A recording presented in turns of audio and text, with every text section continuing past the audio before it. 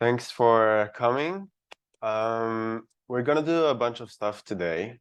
I still need to set it up with my laptop. I'm gonna be showing you some things.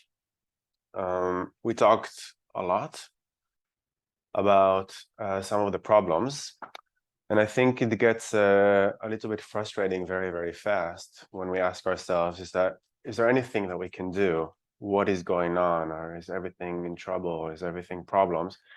And I want to balance that with showing you the beginning of some of the solutions.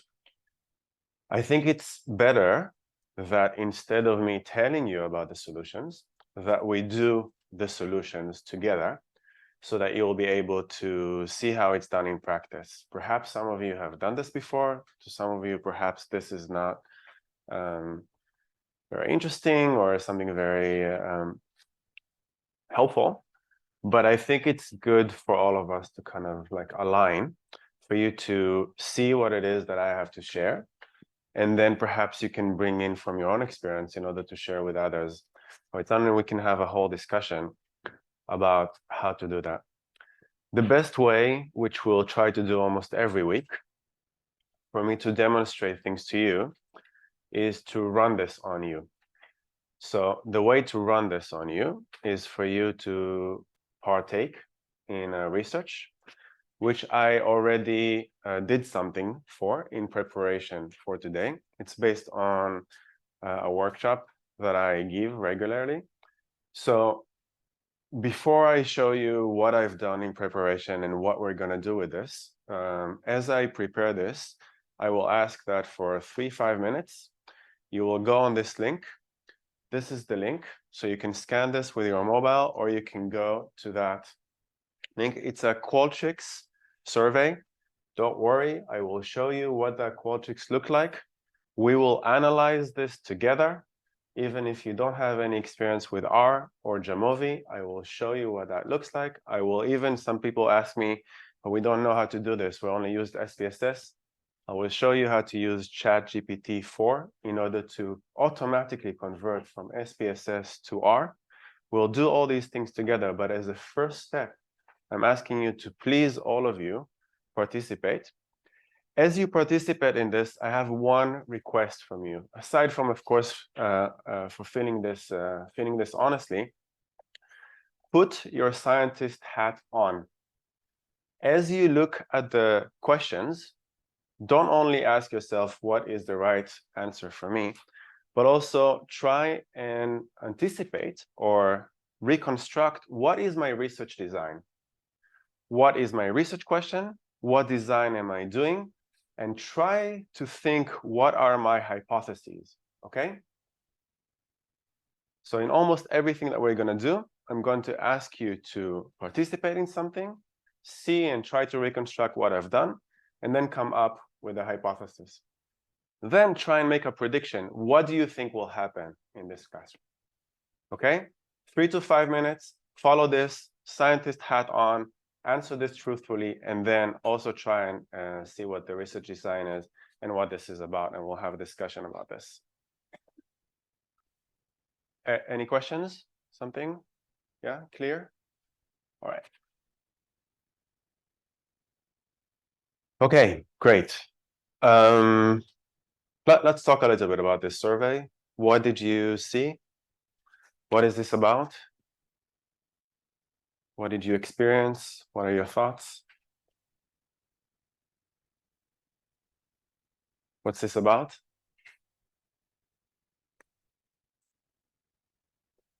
Yes, please. The practice of adhering to open science practices, specifically about making unidentified data available or Data availability. Yeah. What else? Report. Register report. What else? And the first one, which I've already forgotten. Okay. What is the third one? Data availability, register reports. What else? A pre-registration. Yeah. So three practices, right? What did it ask you? What was the main question in each one of those? What did I ask? Sorry? University practice. University practices. Say a little bit more, just so we're all aligned.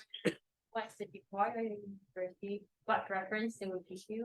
Like, just general practice in the university itself, like whether it will influence preference or choosing.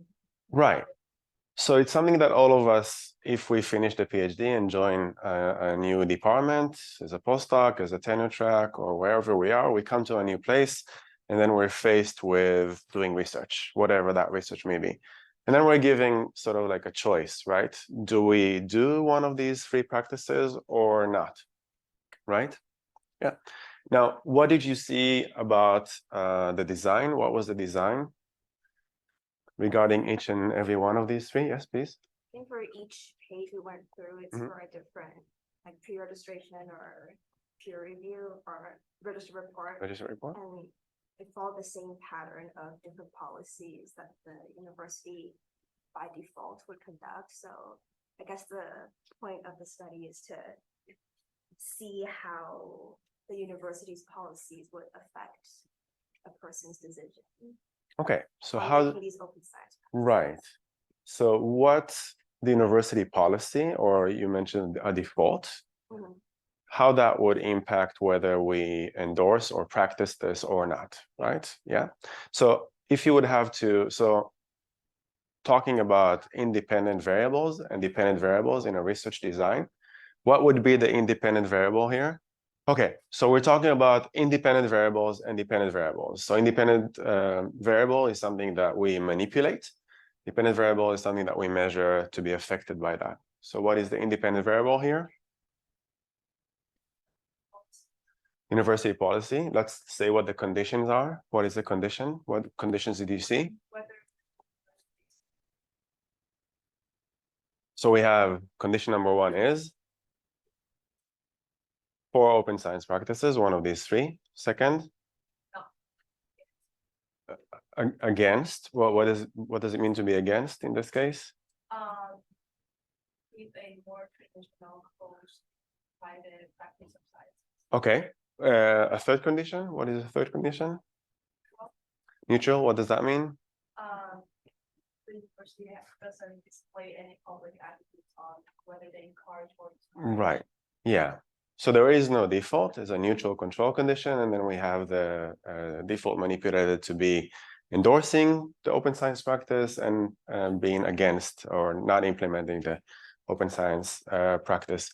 What is the dependent variable?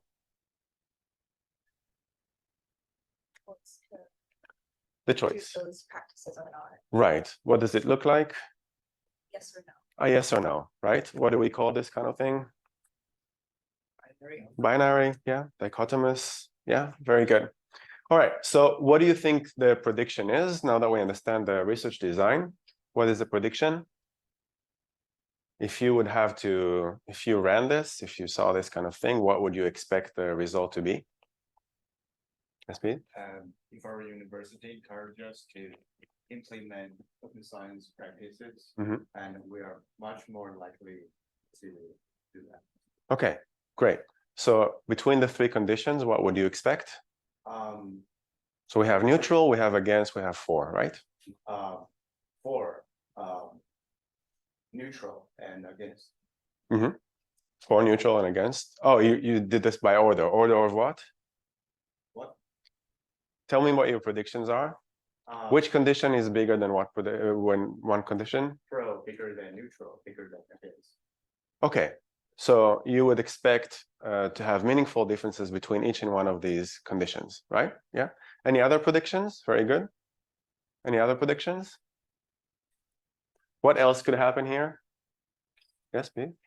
Like for this class, you would do yes for all conditions, given that we're in this class. That's terrific. Why would you say that? Because What's special about this? Because science practices. Oh, because of last week. That was a very strong intervention. We're missing a control condition of a different class, right? So after all that we went through last week, everybody is going to be very high. Therefore, no differences, right? This is what you predict, more or less. Okay, great. Yes, please. I would also think like another maybe compounding variable. Compounding. Belief, yeah. Like, practice is such a Mhm. thing. Yeah. So if people are for it, they will definitely choose like yes on all of it. And for others who are less so like pre-register with the open science, Uh-huh. University policy might be a larger factor impacting their decisions. That's great. So if you were, let's say, you wanted to address this confound, what would you do in order to improve the research design? I would do like I will add a survey question asking people to clarify their original attitudes towards open science practice before providing them with like different university conditions. Okay, that's great. So we measure individual differences in terms of either past behavior or their endorsement, their beliefs about what should happen, preferably before the previous week, so that we'll have like a good baseline. Nobody has gone through any interventions, right? So many different ways of doing this. Here we'll need another condition of people who did not go through last week, just in order, and of course randomly assigned into one of these two. Or we add all sorts of individual differences predictors. By the way, since you mentioned it, when is it better to measure an individual difference predictor? Before the experiment or after the experiment? Are you raising your hand? Do you want to say that? No? Okay. Somebody want to say something? When to measure individual differences, before or after the experiment? Maybe both. You can compare them pretty much. Both. Okay. And then you see if the individual differences have changed or not. Do you think beliefs, for example, or report of past behavior would change before and after? I think the attitude like you probably would change for people who didn't Okay. went through the intervention. Right. For those who didn't, maybe it's like they. Okay. So now we have, in addition to reporting past behaviors and beliefs, we also have something called an attitude. Attitudes do seem to change based on something that people go through, right? Attitudes, beliefs, similar, different, about similar? Beliefs also change? Whether somebody believes in supporting open science or not? It seems like you were saying beliefs change because of last week, right? Perhaps coming in, people were like all over the place, but after last week, everybody is just very high. Beliefs change, right? Can belief change just, let's say nobody went through last week. Can they change just because of this experiment? You think? Maybe they didn't Possibly. really know about like open science. Yeah, possibly, right. Yeah, we might not know this. So sometimes we do want to measure this before and after. That's a really good point. Why wouldn't we measure before and after? Why not to measure before and after? Any reason? It reduces because it adds another variable into it. Add another variable. Why not add another variable? Let's add a bunch of variables. Huh? That reduces power. Participants, power. Okay, what is participants? We have limited number of participants. That what okay. Yeah. And adding another variable reduces power. That's the link you made between these two? Yeah. Why? Can you explain why? Like they both. I think power is calculated based on like different how many variables you have and how many different levels of each variable you have. And the more variable or more levels of the variable you have, that reduces it. Yeah, good. We will talk about this. This is a very good point to raise. Terrific things. We'll touch on all of this throughout the semester, talking about what does it do, what is the difference, what can change. One last thing I want to say before we go into this is that I could have done this experiment a different way. I think this way was more transparent. So I think it was fairly easy for you to deduce what is it that I was doing here, right? What is the problem with this? First of all, what is this design called? What's the name of this design? Where every participant is exposed to all of the condition. Sorry? Within group, okay. Yeah. Within subject design, paired, right? We have all sorts of names for this. What is the alternative way of running this experiment? So we have within subject design. What is the other alternative to this? A between subject design. In this case, why would I want to run something in a within compared to why would I want to run something in a between? What is the problem with a within subject design? Do I care that you can deduce the experiment or the manipulation? Does it matter? So sometimes there's a challenge with this, right? Because if you know what I'm asking about, and for some reason you think that I am, you want to impress me, or you just generally want to make HQ or this class look good, right? Because of last week, right? You might want to answer in a way that would make things look good. Or maybe you want to appease me because you think my experiment is very important and I want to publish Science and Nature from this, right? So maybe you say, oh, I want to help the professor. Therefore, if he's asking me for, for neutral, then I will try and create this pattern, right? So maybe if we send this to Science and Nature, they will look at my design. They will say, hey, we think there's a problem here because your participants may have guessed the design. Maybe there is something called a demand effect, and they're trying to appease you. Therefore, we need a different design, a between subject design. What would happen in a between subject design? How difficult is it for me to change this Qualtrics and this design from a within to a between? What do I need to do? So in a between subject design, participants are only exposed to one rather than all the conditions. So either they're exposed to the positive, pro open science, to the negative, against open science, or the neutral condition, right? So what do I need to do in the Qualtrics? How difficult is it for me to change the design? Randomization, what does that mean? How do I do it? To randomly assign each subject to one of the experimental. Right, random assignment to one of the three conditions. Within subject design, this is not exactly what I did here. Perhaps I'll explain a little bit later. But typically, we randomly assign people to the order, right? So we switch the order so that the order is basically random noise. But here, we switched it to only seeing one of the three, and we have to do this randomly assign in order to make sure that this captures a true experiment. And what this does is that when people are only exposed to one, they actually don't know what the other conditions look like. So there's less of guessing and there's less of demand effects. Yes? Okay. Any questions about the design, what we went through? We'll come back to this. There's a few other things I want to do. Keep this in mind. Any questions so far about what we experienced here? What do you think I'm trying to do here with this experiment? What am I trying to show you? What's the purpose? Research question, right? We need to decide what is a research question, what is the research design within, between. We need to design the study, Qualtrics or something else, right? What else? What comes after that? Yes, please. What does that mean? Why are you laughing? Yeah, what does that mean for you? Pre-register the design, what does that I mean? think the point is that we have to, because if we're doing pre-registration, we have to be very sure and thorough with the research design. Because once you register it, you can't change it, right?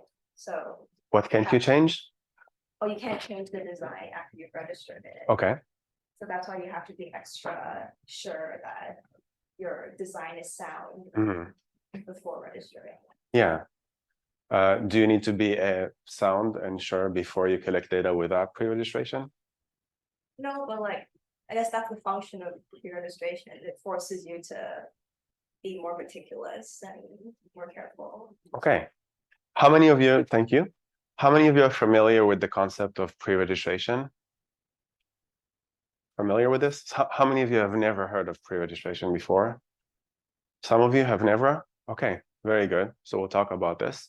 How many of you have done pre-registrations before? Raise your hand. Yeah, some of you have. Okay, good. So definitely, since you were talking about past behavior, we should have done this before we ran this experiment in order to see what is going on here, because some people are like, what is this pre-registration? What does this guy want from me, right? Register report, you know, so you gave a paragraph. I still don't understand what this means, right? So pre-registration, interesting how you framed it. We'll come back to this, but generally it asks you to state what your research design is, research question, design, and all that. So I'll show you a little bit later, but I pre-registered this design. Not today or yesterday. I actually did this before the first workshop. So I will show you what this pre-registration looks like, and I will show you how to pre-register this, because there's so many here that have not done a pre-registration. And there are many ways to do a pre-registration. Okay? After we do the pre-registration, what comes next? A pilot study. That's interesting. Why a pilot study? Why do we need a pilot study? Yeah. Ignore it. Yeah. But usually it's like the sake of I would say more formal research to make sure if our hypothesis is like I can't say correct. Okay. We need to do the actual research before we do the research. So a pilot, what does a pilot give me? What can I get from a pilot? What differentiates a pilot from the actual experiment? You'll make us, we just collect a small amount of data to make sure if our research design will achieve a certain like effect. Achieve a certain effect. What effect is that? The effect that we anticipate? Yeah, it's similar with our hypothesis, or it will meet our expectation. Oh, then why do we need the actual experiment? We already know this from the pilot, right? So in pilot study, we'll adjust these parameters. Experiment design, but sure, the formal study can work well. Okay, so what differentiates so let's say we run the pilot and we get what it is that we anticipated. Do we need the other study or not? Is it just for if something goes wrong, then it's called a pilot and then we do another one, or there's a differentiation between these two? In my experience. Yeah, please. Yeah. In my experience as well, usually there are a lot of problems in our experiment. Okay. Procedure. Oh, procedure. Okay. Not whether this is expected results. Okay. Coding, yes. And there are some unanticipated participants problems. Yeah. So usually, if in our behavioral Yes. process, the procedure will be extremely long. So we should, let's say, which domain is this? What domain do you operate in? Yeah, vision, good. It will take like 2 hours. 2 hours, yeah. So many things can go wrong, right? Yeah. Yeah. Okay. Yeah. These are great reasons for a pilot. We need to know technically whether this is sound or not. We need to see whether our participants can handle this sort of thing. We need to prepare for all sorts of things that in the real experiment, when we run this on a lot of participants, and we take a lot of time, 2 hours every time for every participant, so much investment, right? So if there are quirks, yeah, you really want to make sure everything perfect. Yeah, so we really need these pilot. Good. Do we want to do the pilot before or after the pre-registration? I guess you don't know pre-registration, but in your opinion, what do you think? Now, how she expressed the before? Yeah, because our pre-registration, how does it refer to the pilot? What's the link between them? Oh, because once you've pre-registered, you can't change the design. Mhm. But if the goal of the pilot is to see, I guess, holes in the design, you would Yeah. have to make sure those holes don't exist anymore before you pre-register. Right. Yes. So it's a little bit more nuanced than that, and we're going to talk a little bit about that, because actually you can update a pre-registration, or you can do a new pre-registration, but you need to be very transparent about these things, and you need to explain why you're adjusting things, and you need to do this before the actual data collection, so that it's clear that the data collection came after the pre-registration. So it could be that first we pre-registered something and we said, we're going to do a pilot, then something comes from a pilot, and then we update this. Or, of course, it would be better if we pre-registered in advance, addressing all sorts of technical issues. So we need to think like what kind of process we want. But the most important thing is the pilots and the pre-registrations need to come before the actual data collection. It could happen that sometimes we have already data, right? And then we do the pre-registration. When does that happen?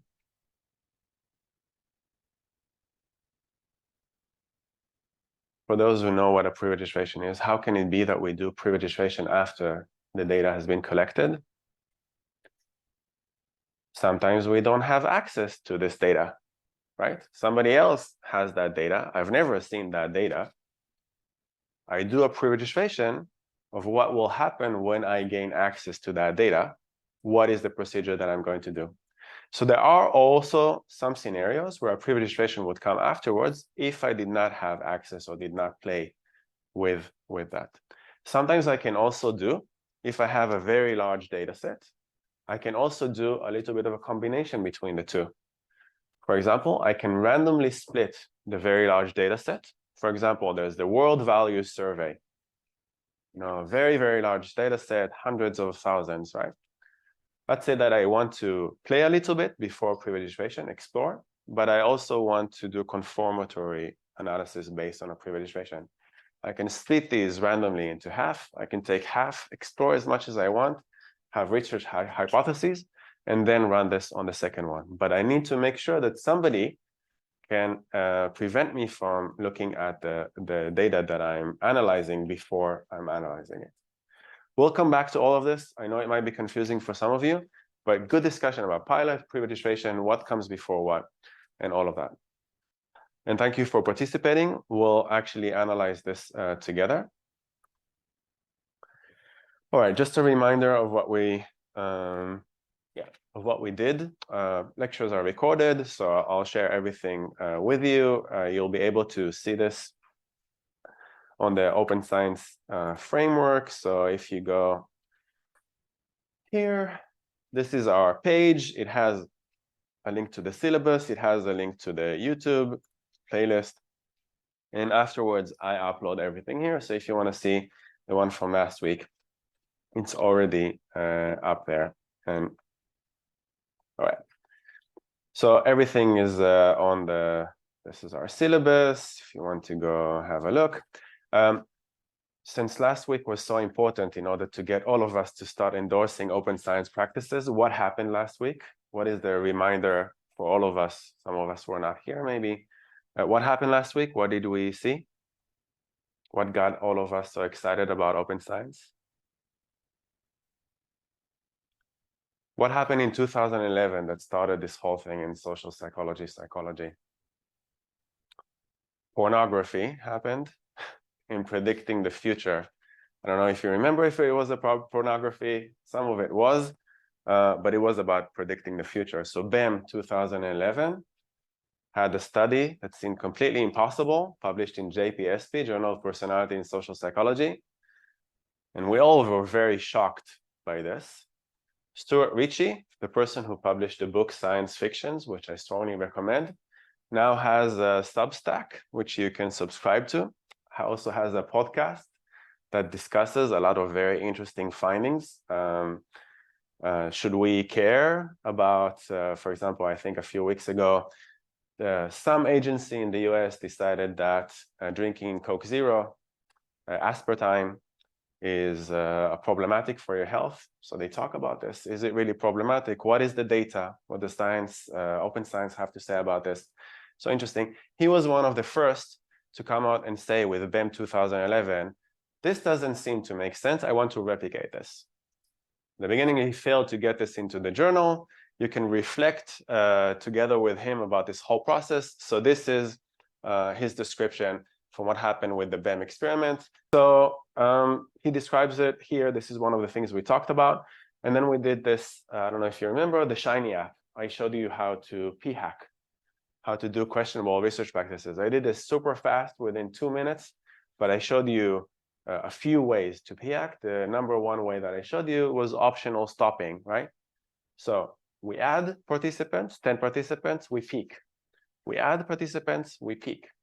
And if we do this enough times, we can almost guarantee that we will find p-value lower than 0.05. So if we have a lot of DVs and we have optional stopping and we can peak every time, then we can find results lower than 0.05. And allegedly seems like this is what Ben did in 2011. I can tell you, because I did my PhD in 2011, a lot of people were doing this kind of thing.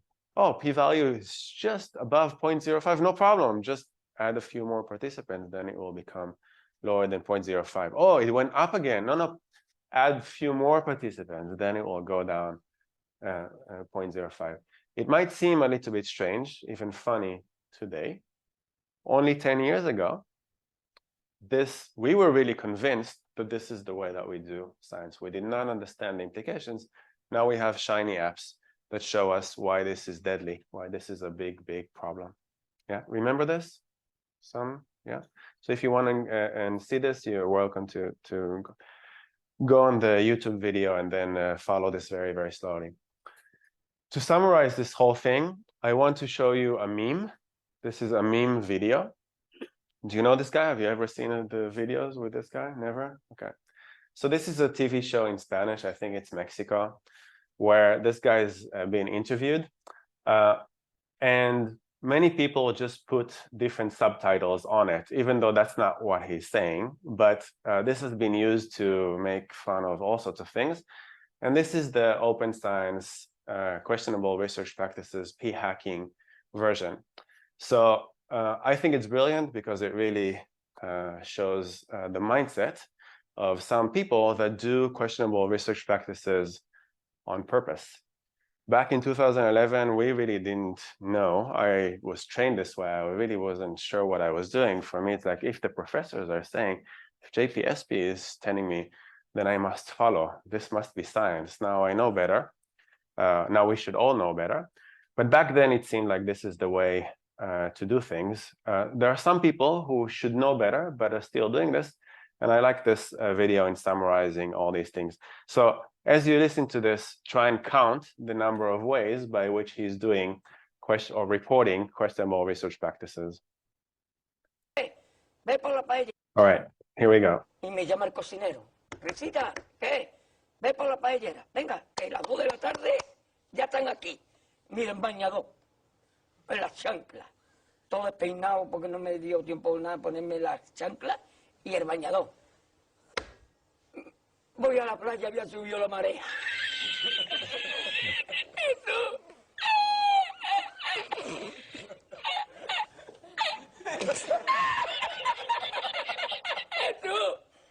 Había subido la marea con su paella.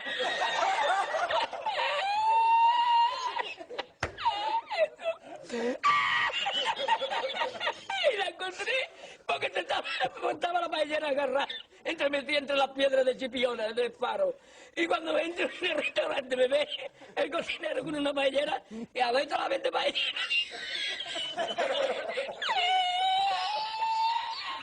¡Anda, mira dónde llega el agua!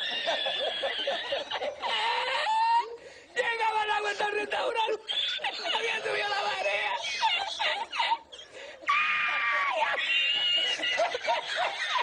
Jesús, hay que hacer ahora con los 2 sacos de arroz. ¡Ay, llama para Sevilla! ¡Llama a Sevilla que traigo un país!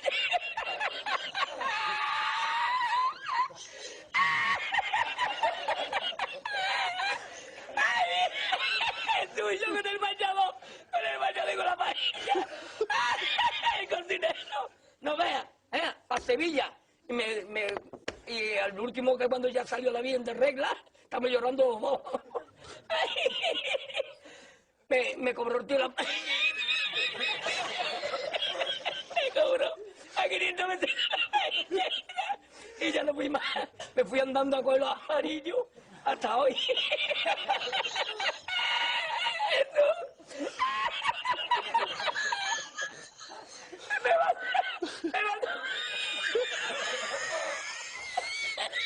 Me mandó por la noche, había bajado la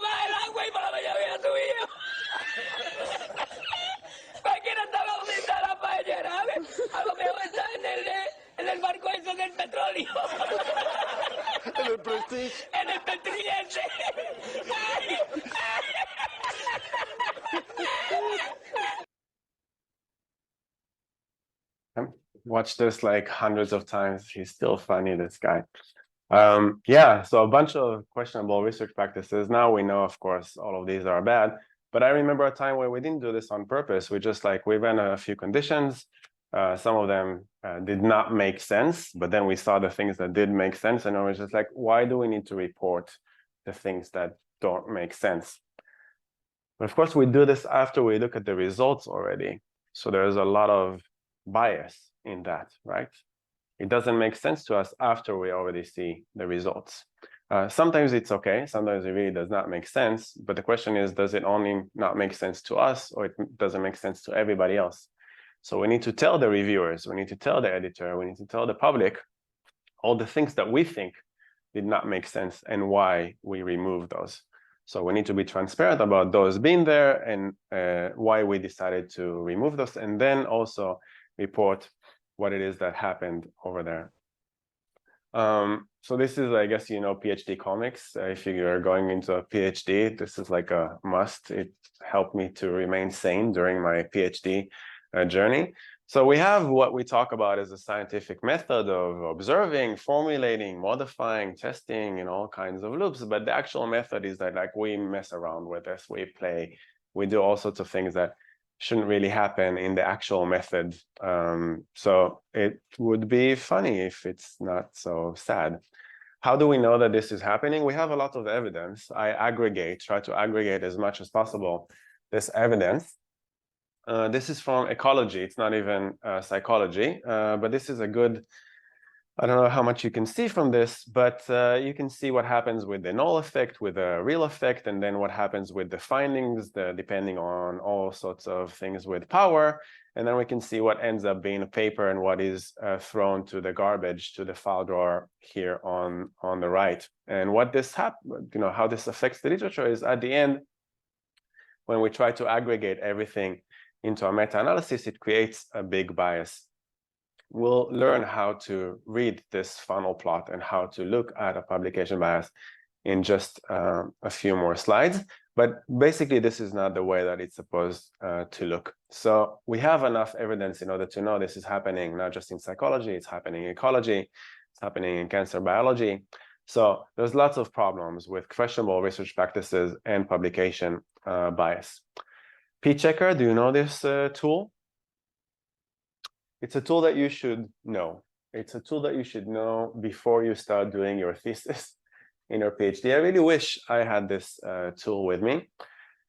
Let's say, before I show you this, I just want to ask you, let's say you're starting to, you go into a PhD, you're doing your MPhil, and you want to do a thesis.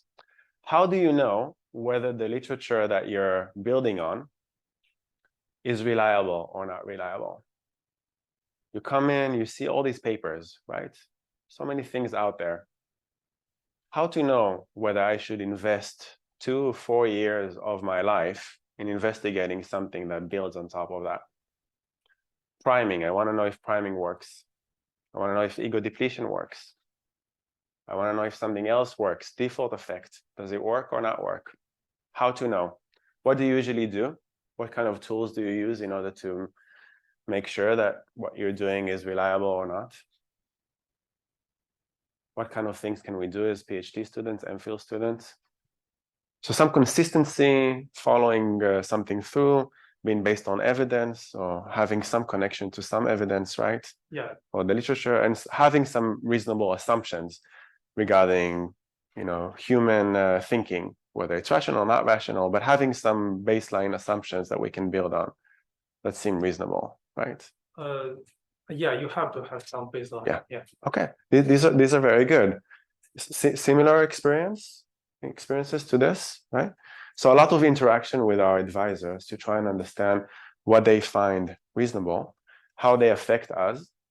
And then, of course, there's all the frustrations about what happens with these assumptions and how they also affect our careers and our ability to execute something with our thesis. It's very frustrating, I know, to spend 4 years of your life pursuing something based on some volatile professor, which you don't understand, only at the end, not to be able to find anything or not to be able to convince the academic community that what you have done is valuable, that you found something, right? With publications, right?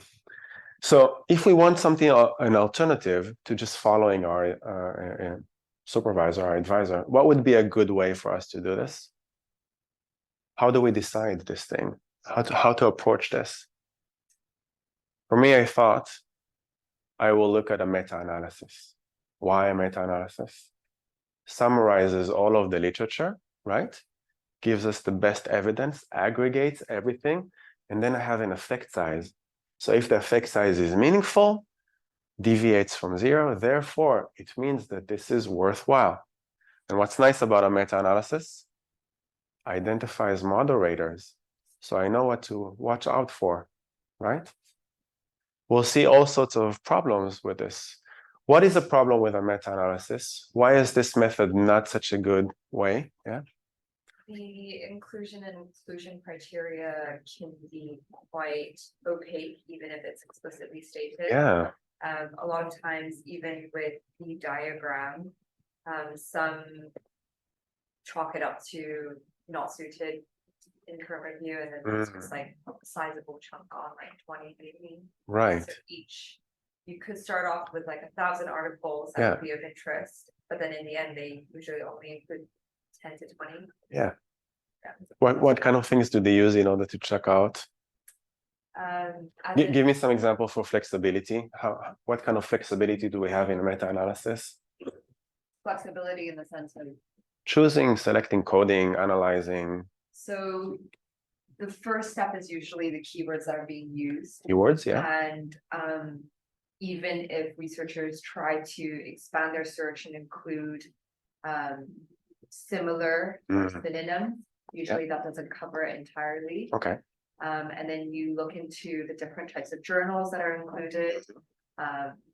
And some papers might end up in more biobehavioral journals, but others are more physiological or exercise focused. So usually there's already some selecting there that takes place. So even which domain you focus on, which journals you use to in order to conduct this search, right? Yeah, years, language, all of that, yeah. Already in all of that is inherent that we mainly focus on what has been published, right?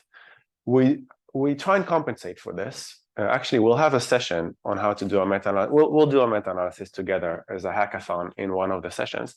But we try to compensate for this. We try to look at unpublished findings. How do we do this? We search all sorts of gray literature. We look at theses. We try to post on listserv to say, please give us your unpublished findings.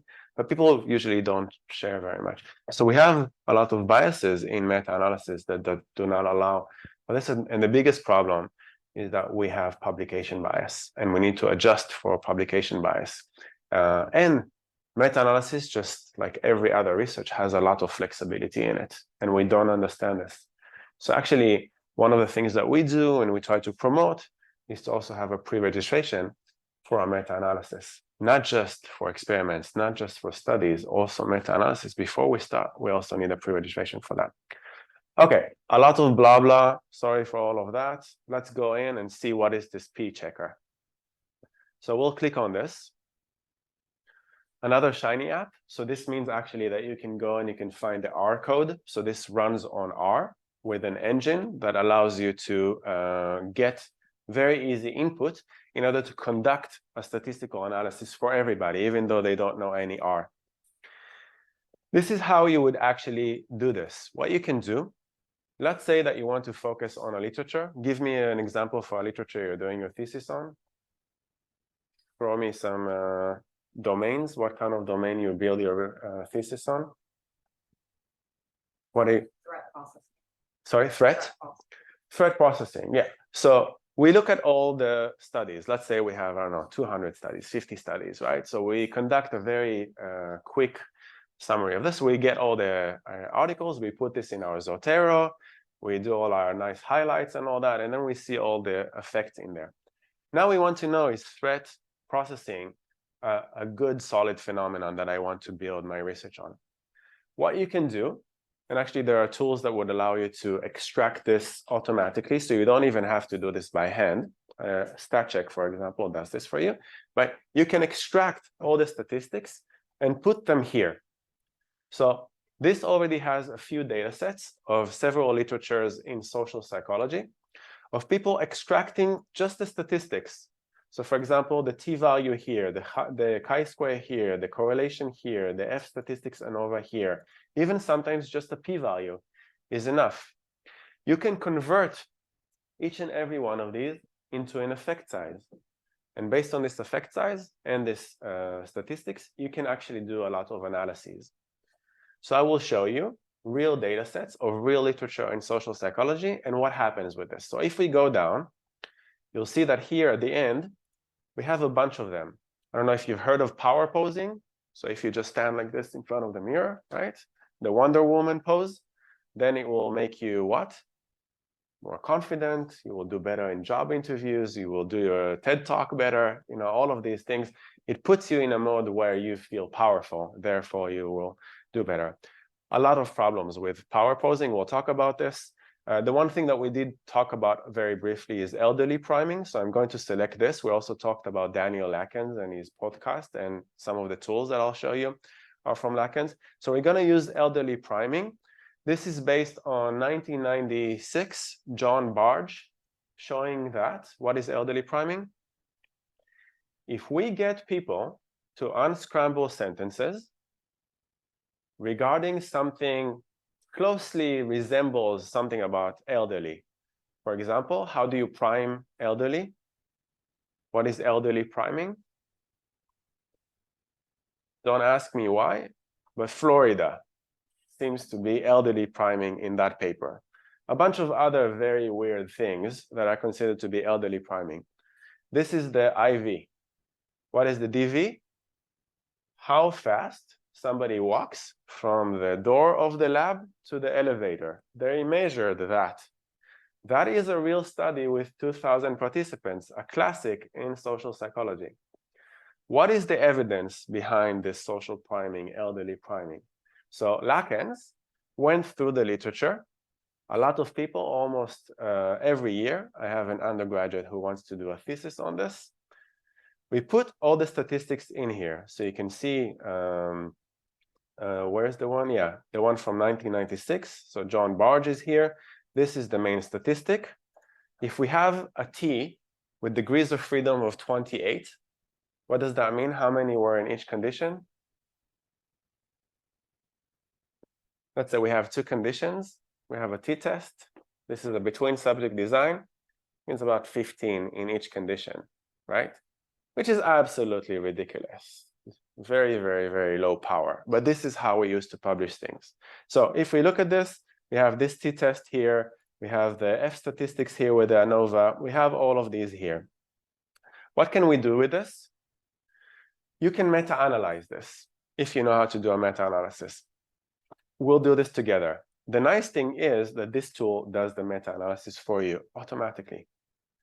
So you have different tabs here on the right. If we check this tab over here, meta-analysis, you will see that it creates this funnel plot. And in this funnel plot, what you see here is that you have the effect around 0, and you have this really nice triangle. And if there is no effect whatsoever, all the findings in the literature would fall under this triangle, right? We're not going to go into this right now. We're going to go into this in the meta-analysis section, but this is a very brief summary of this. We have another triangle around the effect size, which is 0.5.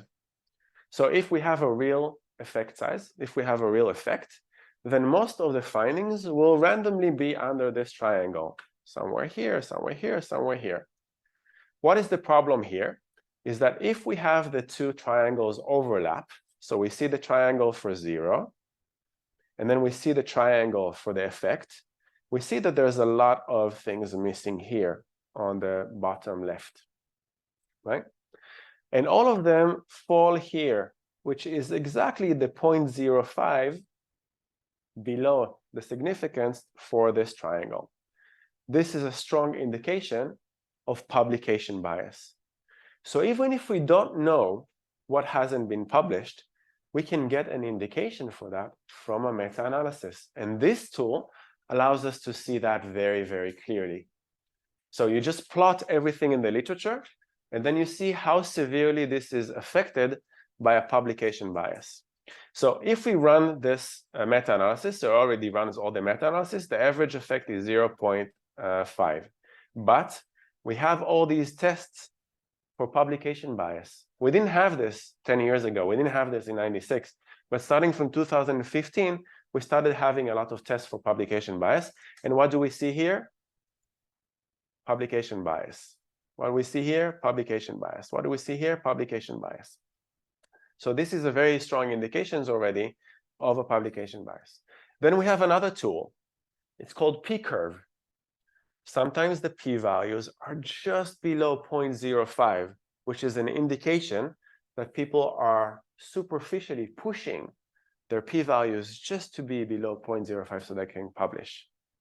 So what does that look like? If we push this tab here, p-curve, what we see, the green one, is what we would expect p-values to look like. P-values, if there is a real effect, should mostly be lower than 0.001. So most of them would be here. We would have 0.05, but there will be a lot less of those than below 0.001. So a little bit 0.05, more of these in 0.04, more of these in 0.03, but the most would be close to 0. This is what a real phenomenon looks like. What does elderly priming literature look like? This is the blue line over here. The blue line shows that 44% of the findings are just below 0.05. And now they quantify this. So the p-curve actually does this. Does this contain evidential value? Is there evidence, real evidence here? It does not. If there is evidential value, is it inadequate? Really seems like it might be. And then, does it seem like it's intensely p-hacked? That people are using questionable research practices? It gives you a number showing you it really seems like this is what's happening here. So already p-curves gives you a good idea. So if you use threat processing, punch in all the statistics or extract these automatically, put this in this tool, and then do a p-curve. Do a meta-analysis and see how this falls into it. I urge you, before you do your thesis, before you commit to 4 years, so that you're not disappointed at the end, pursuing something that your advisor told you or something that it doesn't make a lot of sense to you, at the very least, look at the literature to see if that literature seems valid or not. In addition to this, you can do a bunch of other tests. Whether there's insufficient variance, so maybe there's not enough variance, it doesn't look like a real phenomenon because the randomness of the publication doesn't indicate a true phenomena, the randomness of reality. It really seems like there's a problem here. Excess significance, maybe there's too much significance here. There's another test that allows you to do this. In addition, just like you do a grammar check and spelling check, before you submit anything, you also want to do a statistics check.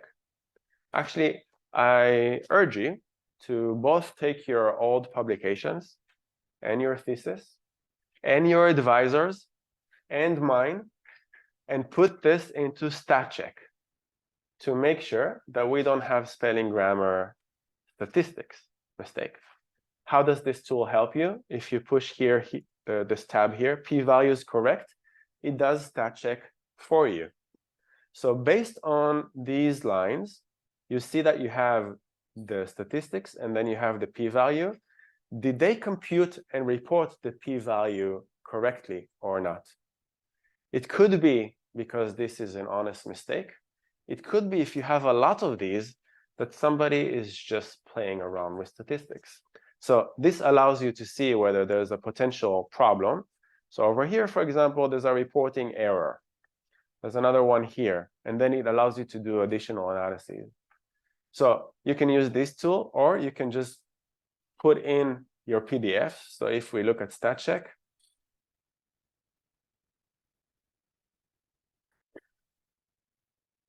so it's this one here, statcheck.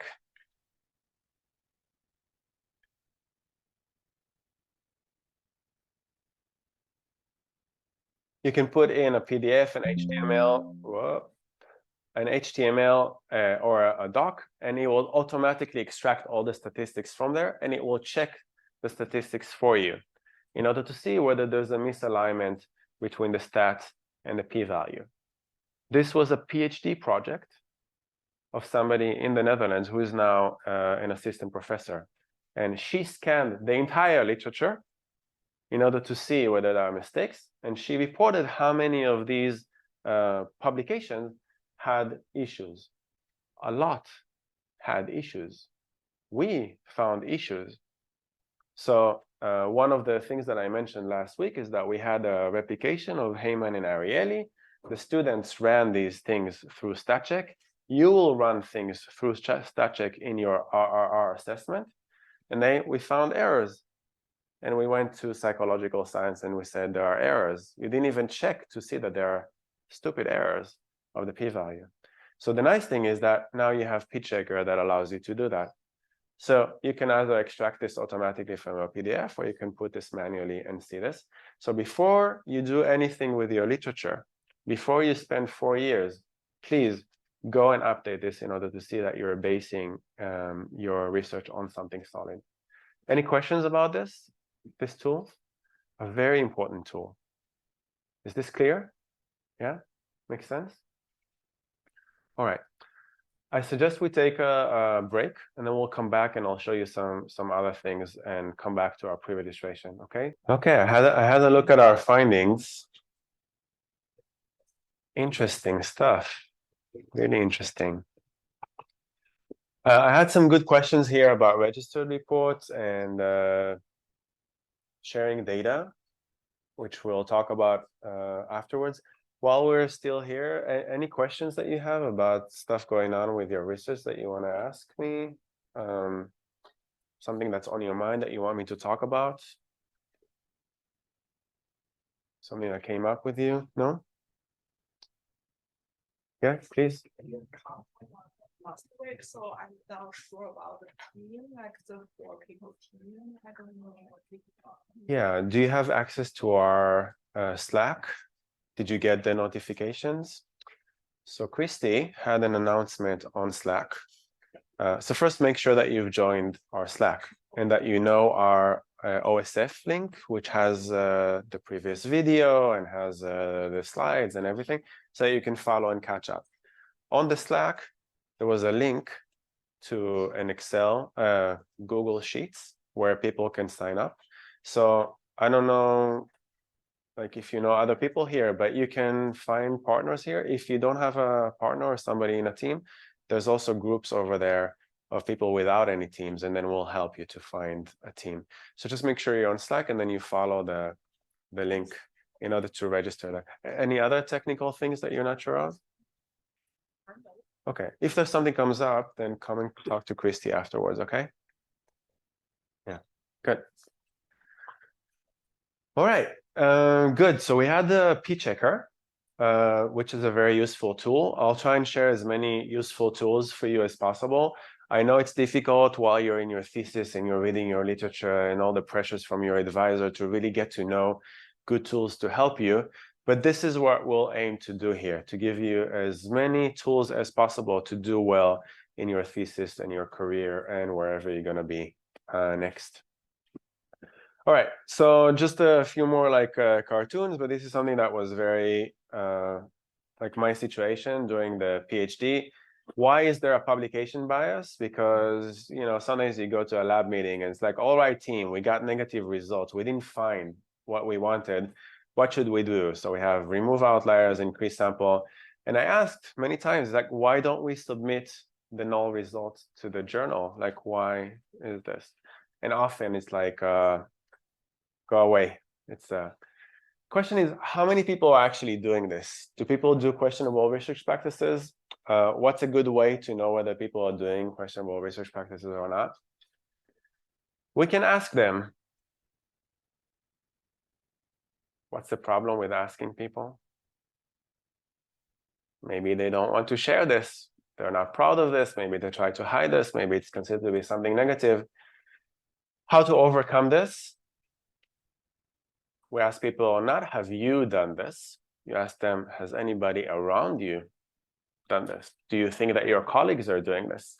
So the first ones that actually did this in 2012 are these folks over here. So they asked them, did you do this? Self-admission, and then a prevalence estimate. Do you think other people are doing this? And then they did some statistical analysis in order to see some estimation of whether this is happening or not. So already with the biased, have people reported doing this or not? People report doing stuff. What do they report doing? Failing to report all dependent measures, just like with the chocolate study, or just like with our Shiny app, right? We had 10 different variables, only 2 came out significant. We just don't report all the rest. Collecting more data after seeing whether results were significant or not, very common in 2011, 2012. So you can see we're talking about 78%. So when you're basing your thesis on a literature that comes before 2012, just take into consideration that could be that 78% just admit to doing this. I'm just assuming that it's much higher. Their estimate is close to like 100. So just assume that people are doing this a lot and what this does to their data. Look at other things as well, rounding down p-values. So it was 0.053. How is it reported? 0.05, right? Because we have to publish this in 0.053. It just doesn't look as good. Selectively reporting studies that worked. So we have a big chunk of whatever pilots, pretest, or just stuff that just didn't work. So we throw this to the file drawer and we just submit what worked. A lot of people are doing this even today, right? Excluding data after looking at the impact of doing so, claiming to have predicted an unexpected finding. All this is stuff that was very, very common. In some places, some people still do this. Sometimes for ignorance, sometimes they know that this is a problem, but they still do this because the pressures to publish or the pressures to do well in academia is just so large. What is the biggest problem? The biggest problem, and we'll have a session about this, is fraud, where people actually make up the data. So you can't even say that this is good intentions. They don't think that they're doing science. They know that they're fabricating everything. How much fraud do we have?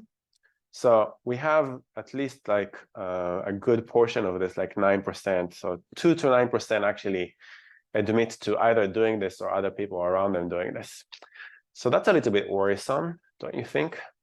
I think. Are people really doing this? How often are they doing this? Never, once or twice, occasionally. So you can see the rates for occasionally are actually quite high. And then people are rating whether graduate students are doing this. So it seems like graduate students are, higher than at least people are saying that their graduate students are doing this more than them. Our researchers, of course, not in this prestigious university, HKU, but in other universities, they're doing this, not us. So there's some biases here as well. How about psychology students? So this is from a Canadian sample. A lot of people are doing all sorts of questionable research practices. Over 50% are doing p-hacking and all sorts of excluding outcome measures. It seems like a lot of people are doing this. How can we look at this without asking people? We can do kind of like a p-curve. So we look at the whole literature. In this case, for example, 258,050 tests from 30,000 articles. Just looking at all the p-values and then seeing, does it really fall in the expected pattern? Does it really go like this? It doesn't, because most of the p-values are below 0.01. Less than that, of course, 0.02, less than that, 0.03, less than that, 0.04. How many in the 0.05? Look at this bump. So suddenly this bump. So people are just like pushing their findings. And this should not be there. If this would be a true literature, this should not be there. Guided thesis students, so that's us, right? A lot of us are doing all sorts of different things over here. And we think maybe this is 2012, 2015. What's happening right now? Not here in Hong Kong, Netherlands, which is the place which is considered for many of us as a place of the most endorsing of open science practices. What are the rates over there? Unbelievable. When I saw this, I was just like, a decade after this, what are people reporting? Look at this, prevalence of fabrication. People are admitting to fabricating data. How many? 4.3%. This is admission, right? I don't know how much is actually out there.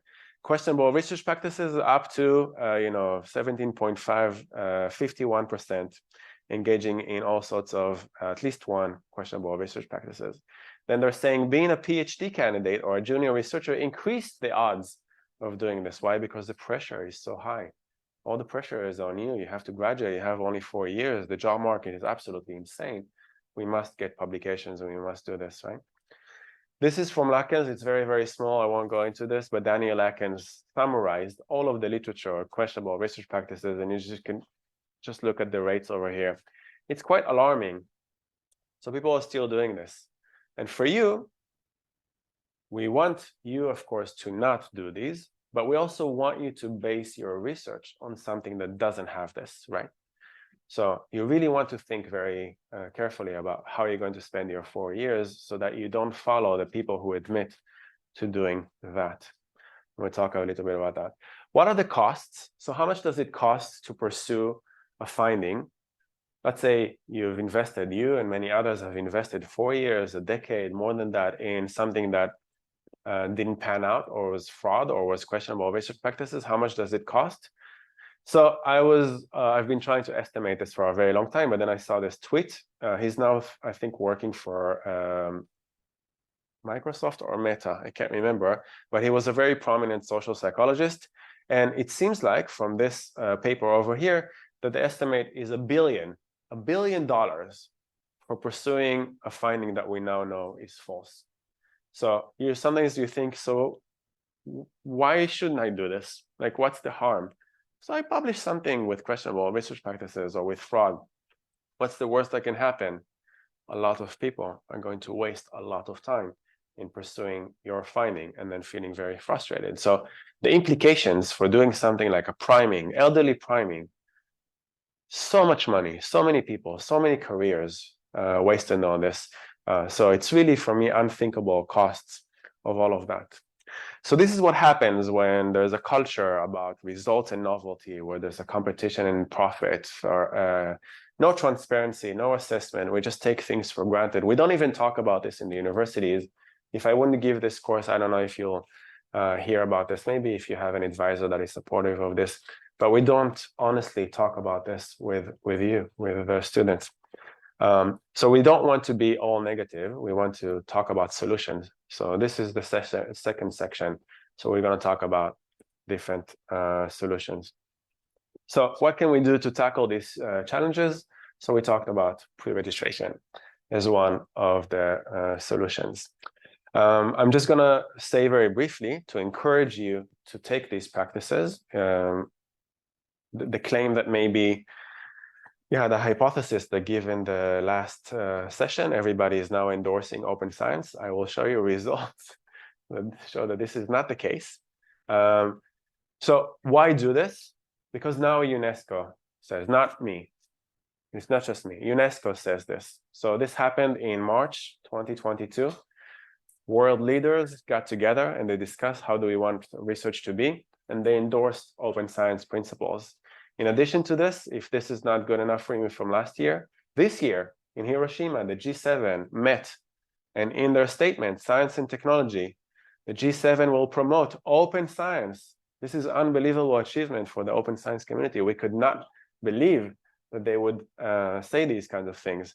So disseminating scientific knowledge, publicly funded research outputs, including research data that is findable, accessible, interpretable, reusable, fair. So for us, this is amazing. So UNESCO, for the first time, this is a good year for us, and this is actually considered to be the year of open science. So I don't know why in HKU we don't talk about this. I don't know why we don't have posters about this. I don't know why we have sessions about this. We now have a methods hub that doesn't have anything about open science. I don't know why, but we really need to talk about this, because now, not just me saying this at HKU, but UNESCO and the G7 are saying this.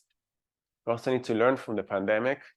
If we want to have vaccines and we want to do them fast, if we want to have solid evidence about how to address things like a pandemic, some people are saying now it's going to come back because there are all sorts of things happening in the US. There's an uptake, there's variants. I don't know what's going to happen, but we need credible evidence. Open science addresses many of these things. In addition, We really care about our competition in Asia. Who is going to be number one? Is it going to be Hong Kong or Singapore? Singapore is doing this. Do we want to be left behind?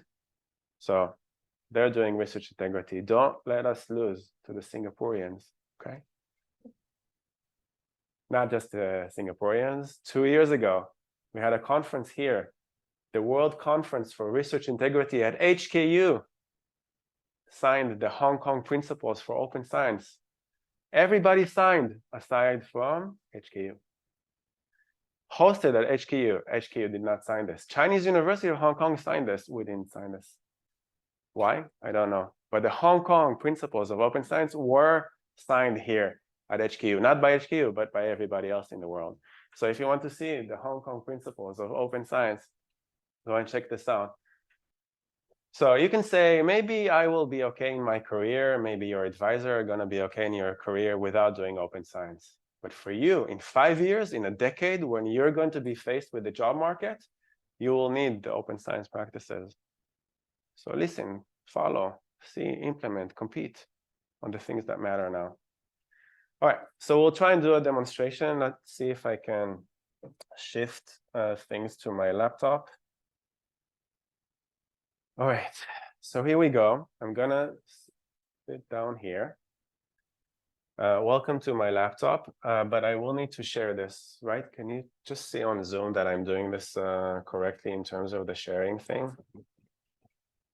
I don't think we need sound, but let's do this anyway. Is it working for you? Yeah. All right, that's good. Okay, so here we are. Welcome to my laptop. Let's hide these things. And let's remind ourselves what exactly happened with our, do you remember our survey? Yeah. What happened in our survey with our Qualtrics? I'm going to show you what the Qualtrics looks like. Just by show of hands, how many of you have used Qualtrics before? Many of you have. How many of you have never used Qualtrics, don't know what this is? Oh, some of you? Okay. Good. So please sign up for Qualtrics. HKU now has a site license, so all of us have a free license that we can do everything with. Even if you were not at HKU, everybody can get a free account. The difference between a free account and the HKU account is that you can do basically you can do a lot with a free account, but you cannot collect data. So actually, when I collaborate with other people who have who don't have a site license for Qualtrics, they do everything with the free account. They give it to me. I import this to HKU, and then I give them the link, and they collect the data. So it's not a problem. You can collaborate with other people that don't have a Qualtrics account. This is our survey, a pre-registration workshop at HKU. If you look here at the tab on the left, we have the builder, and the builder has all the questions. And then we have something called a survey flow. The best way to know what your experimental design is to start from the survey flow. We can take a few steps back. All of you have answered the consent. So this is the first block that comes in here. And then we have something called a randomizer. And the randomizer has blocks within it. You can see that this has two different blocks. One block, which I didn't title, an untitled group, and then it has data sharing. And then I grouped the pre-registration and the registry reports together. The reason why I did this is because I thought to ask you about a registry report before I ask you about a pre-registration doesn't make a lot of sense, right? So I thought first I will ask you about a pre-registration, and then I will ask you about a registry report, which is why I fixed the order of these things. So some of you may have seen data sharing first. Some of you may have seen the pre-registration and registry reports first. But this is randomized between these two. And then for each one of those, if I want to see what's inside, I go to the builder here on the left. And then I can see the questions. So this is the consent form. This is very typical consent form that you can do your own. And then in a pre-registration, you see that we have a few conditions. So this is the neutral condition. If we take, for example, the pre-registration, a neutral condition. In the neutral condition, there is no manipulation. So just assume that you just joined a new university. You're now embarking on your first research. Please choose whether you're going to do a pre-registration or not. Then there is a condition called yes, where the default is yes. And you can see over here that this is underlined. The default at your university is to pre-register all research. And then you have a yes or no. And what's interesting here is that you have this, the question has a default choice. And the default choice is that I already pre-selected the yes here.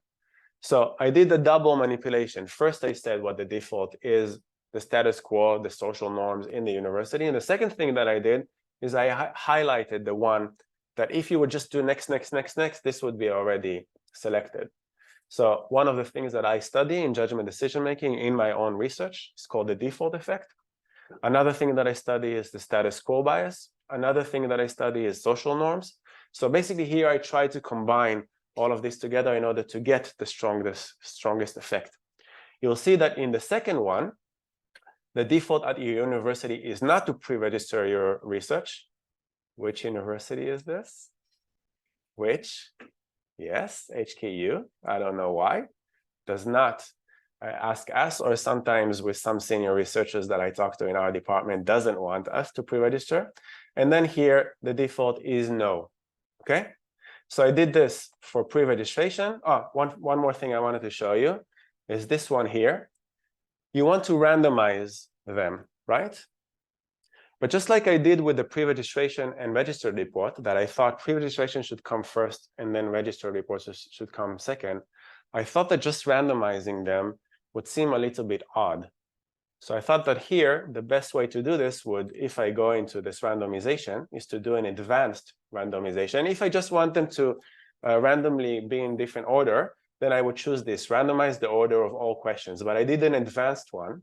So if you click on this, you will see that actually I kept the neutral to always be the first, and then I randomized the positive and the negative, okay? Because I wanted everything to be in contrast to the neutral, okay? So sometimes you need to fix things and to be very, very clear about why you did what you did, to have a certain order or to have something before something else. Okay, so what we have here is the neutral condition followed by a randomization of positive, negative. And then I did this for pre-registration. I did this for registered reports, where I explained to you what is a registered report, and we'll talk a little bit about that, yeah, in the upcoming hour. And then I did this for data sharing. Okay, is this clear? Everything okay about the Qualtrics? Any questions? No? Okay, so typically what we want to do, so what we want to do is we want to export the data. We have the data. So what I did already during the break, just so I can see the findings and to see what exactly happened, we see that we have 27 recorded responses. And then I go and I export the data. By the way, since we're talking about this, of all these data formats, which one is the one that I should export? Which one is the best for us to do data analysis on? What do you usually export? Is it CSV, Excel, XML, SPSS? What do you export? CSV, why? Oh, no reason? Just, it's the first option. It's the default. It's readable for most software.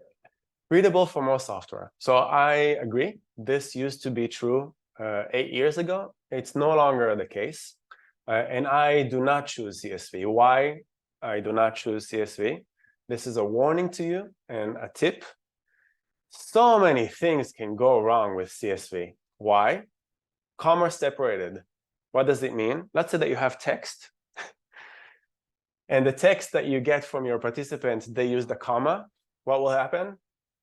Not just with this. Some participants do a tab. Some people do line break.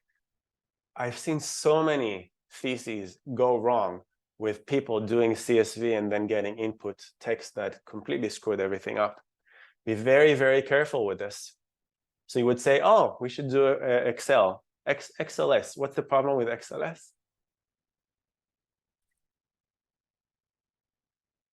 So there's a bunch of papers showing in economics and in other things how Excel automatically transforms numbers to dates and other things Excel does automatic transformations that are just brutal, right? So it could be that you just open an Excel, you thought, oh, I'm just opening the file, no problem. And then accidentally saved it afterwards, completely messed everything up. So people did an analysis of how much of the literature that uses XLS or going open science framework really messes up. And I've seen this, I know this with my students, I've seen this with CSV and XLS, so many things can go wrong. People will say, but what's the other option? SPSS, but isn't SPSS like evil IBM that we don't want to touch?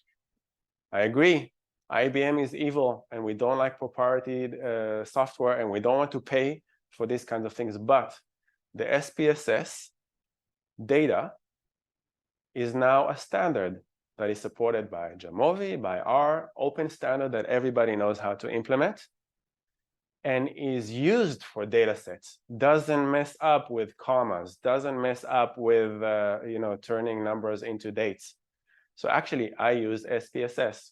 I don't use SPSS for the data analysis, I just use the SPSS.sav for the data files because I have never seen that being messed up. In addition, I don't know if you know this, but let's say that you like to use SPSS, but you don't like to pay evil IBM and software companies. What do? Many people don't know this, but actually, there's an open source clone for SPSS. Did you know this? So actually, I use this sometimes. It's called PSPP. PSPP is completely open source. It runs everything, including the syntax. It even looks like SPSS. Doesn't cost you a dime. So if you're still addicted for some reason to SPSS, at least don't pay the money. Use this one instead, and it will run your syntax and everything else. Okay? But I urge you, instead of this, to use JAMOVI and the other things which I'll show you. Okay? So this is why in the here, SPSS actually download all fields, and I usually also do export viewing order, because sometimes you want to test for order as a moderator, or you want to do all sorts of additional analysis. Okay, so this is about exporting.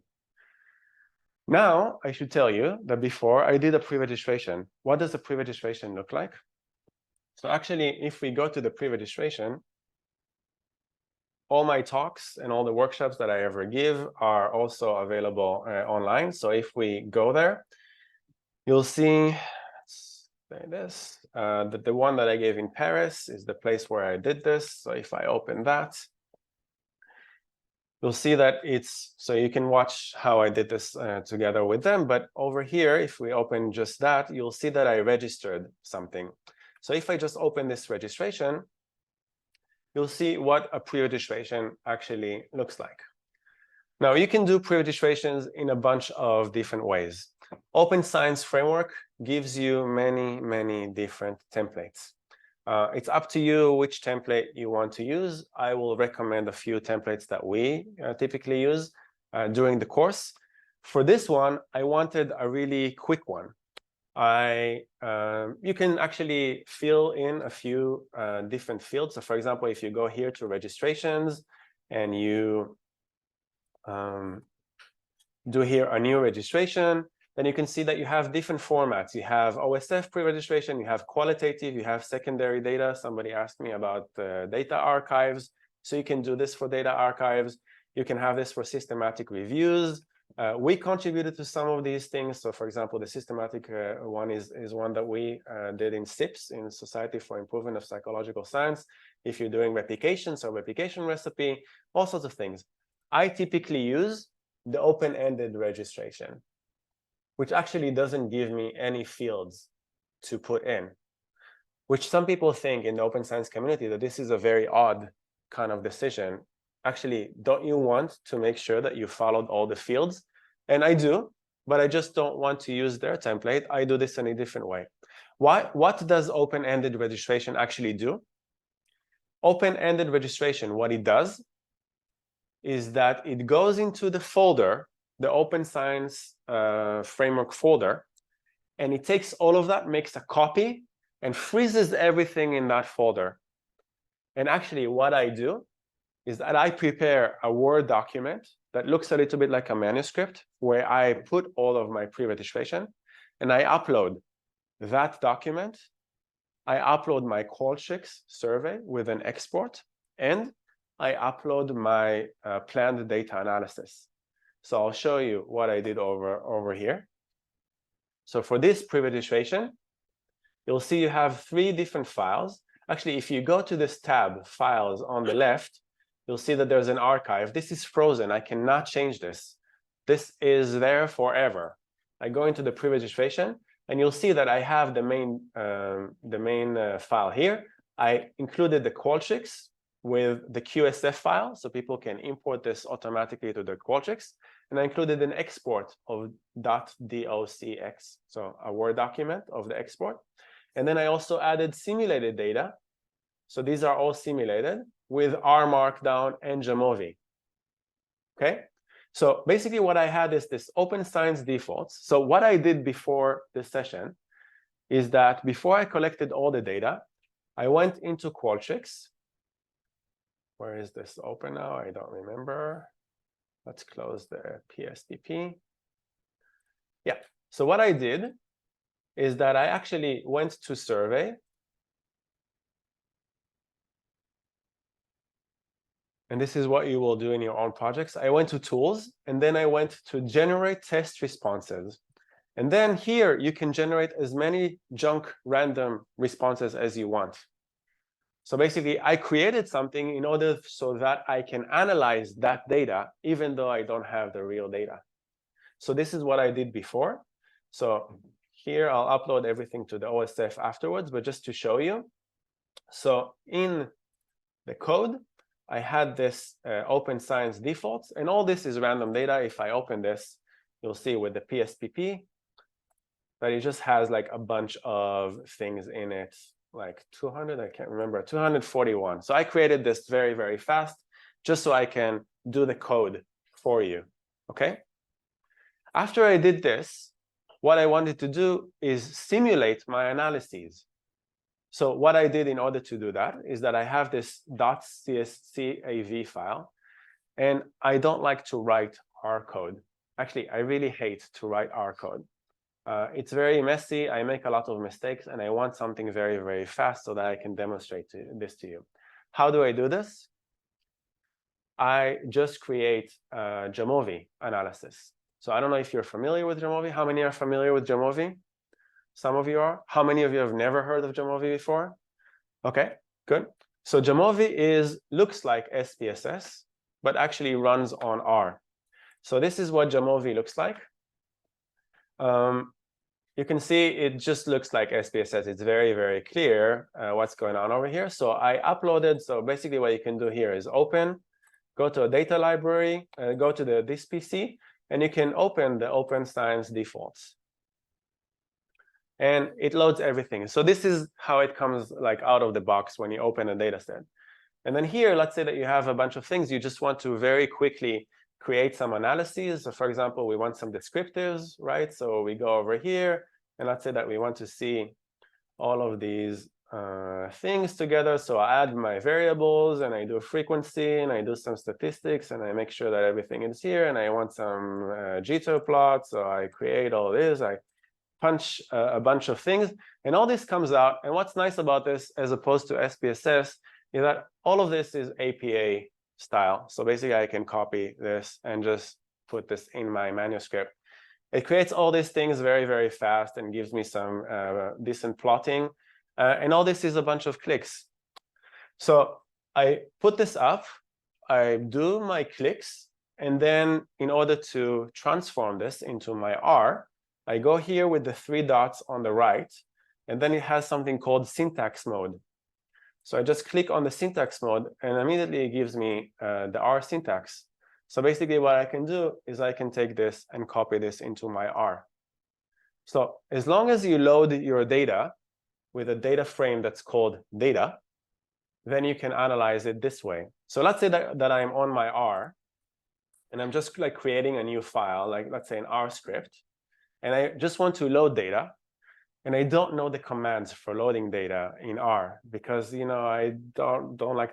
Now you don't need to know anything anymore. You go to File, you go to Import Dataset, you go to SPSS, and then it asks you where is your data hiding. So I'm going to give it my data. So you go here and you say, I want my Open Science defaults Qualtrics generated data sets. And it gives me the R code. So I just take all of this, copy this. I can close this now. I can put this here, and it loads it. In this case, it loads it into Open Science defaults, but I'm just going to load it into data. So I can just like run this. Oh, sorry. Data. Yeah. So I can just like run this, and now I can see all my data in R. So this is actually already, it's like ready in order to do this. Another thing that I need to do just in order to run the JAMOVI in R is just to do to load the library called JAMOVI. Once I have this, I'm all good to go. And basically, I can take this analysis over here and put this over here. Of course, it's not going to work. No, it is going to work. But it usually like messes up some stuff whenever I demonstrate things, but it really does not now. So you can just like see all the plots that came out. You can see all the data out there. So let's say that you have zero understanding of R. Only thing you need to know is to know how to click, file, import from SPSS, and to do copy paste from JAMOVI. So let's say you're an SPSS addict. Download JAMOVI, install that over there, do all your points and clicks and all that, and export the syntax. How long did it take me to do all the analysis for this workshop? 10 minutes. It took me 10 minutes to do that. Now, I did this into something that's a little bit more advanced than R. It runs on R, called R Markdown. Are you familiar with R Markdown? No? Okay. So what happens when we have this kind of code is that we need to run it, right? So if we want to give this to our reviewers, or we want to give this to our advisor, or we want to give this to our classmates, we give it to them. They try to run it. What happens? It doesn't run.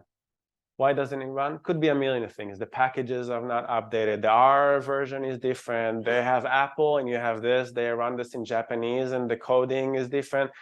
I've worked with Germans. Some things are replaced with the ASCII, like all sorts of different things. I just want everything in one place. I want the code and I want the output in one readable format. In addition to that, what does it look like? This is what it looks like. So basically, we have all the R code. This is loading some packages. The R code is written in chunks. This is a chunk where I indicate that this is R. But there was also text, and this is headings. It's a little bit like a Word document.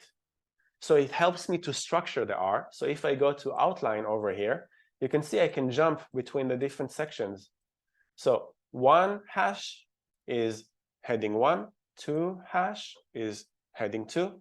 So basically this way I can very easily format. So I can combine text with code.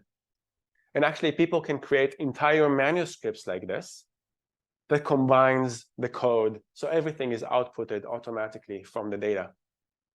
And this is very important because, for example, if you, let's say, ran an additional set of data, then if you would do this traditionally, then you would run your code on it. It will have an output, and then you'll have copy, paste, copy, paste. But this way, the entire manuscript comes out automatically. The only thing you need to do is run. So basically what I have over here is I wanted to set things up. I wanted to run a one sample proportions test. This is just to see if the way that you answered, whether you're endorsing open science practices or not, is higher or lower than 50-50 chance. Right? So I wanted to, if you would just, you have just two options. Some people are like, okay, whatever, random. If it's higher than 50%, then we can see that there's a meaningful effect over there. So first I wanted to see, are we meaningfully higher or lower than 50-50 split chance of yes or no? Second thing I wanted to know is in terms of pre-registration and register reports and data sharing, what happens when I contrast the different practices? So we have the three conditions, and then we want to see what happens, neutral versus yes, neutral versus no, and then no versus yes. And then register reports. So I don't know if this might be a little bit confusing for you, but what you can see is that after the chunk, there's actually here the output. So I can run this, but automatically it gives me after the chunk what the results of that section were. And then, and this is where the real magic happens, when R Markdown came out, I was just like looking at this, like, I can't believe this is so simple and wonderful, is that after I created all of this, which is like a bunch of copy paste from JAMOVI, basically, I go here to something called knit. I knit this, and what it does is that it takes the text, it runs the code, and it blends them together to create either HTML, a Word document, or a PDF. So if I just do this with this one, and this is the real data that I got from you.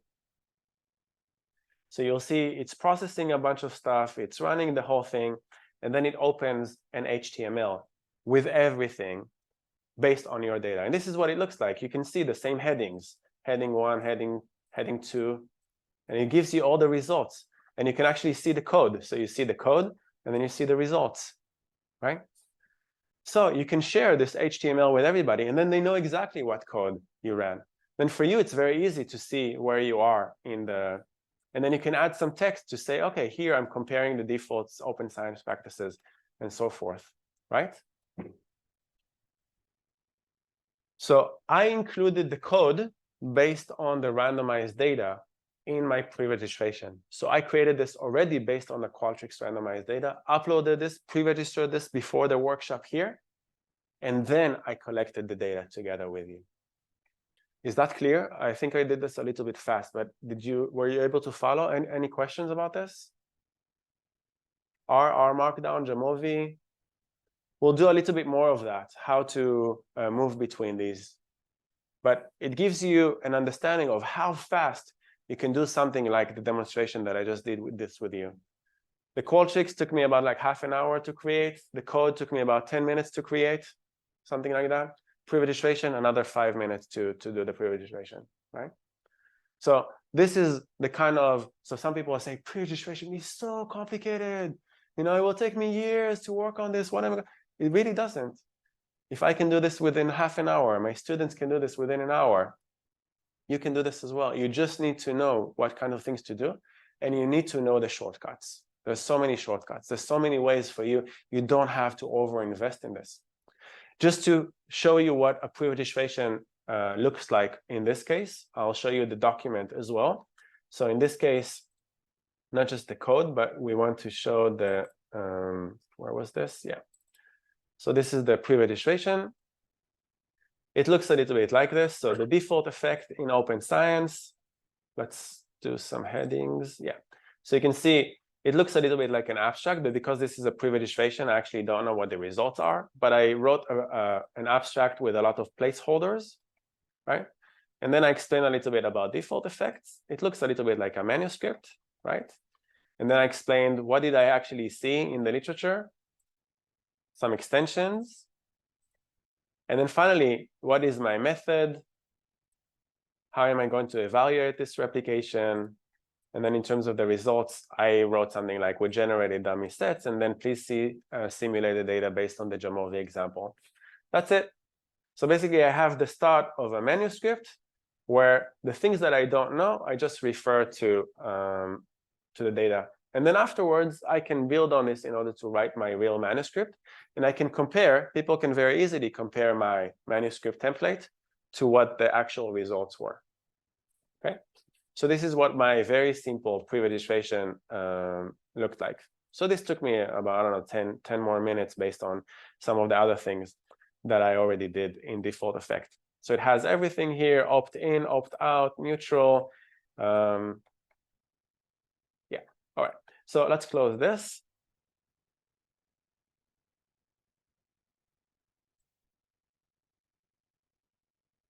One more thing I wanted to show you, sorry, is about JAMOVI. And I think many people who use JAMOVI actually don't know that this exists. Let's say that you ran your JAMOVI, you don't know R. Let's say you're not doing this for my course. You're doing this on your own and you prefer to do things in JAMOVI. And you already created an analysis here. You did all of this here, but you created this on the random data, right? And then the question is, after you collect the data, do you really need to redo everything, all the clicks? You really don't, because there's something called JAMOVI templates.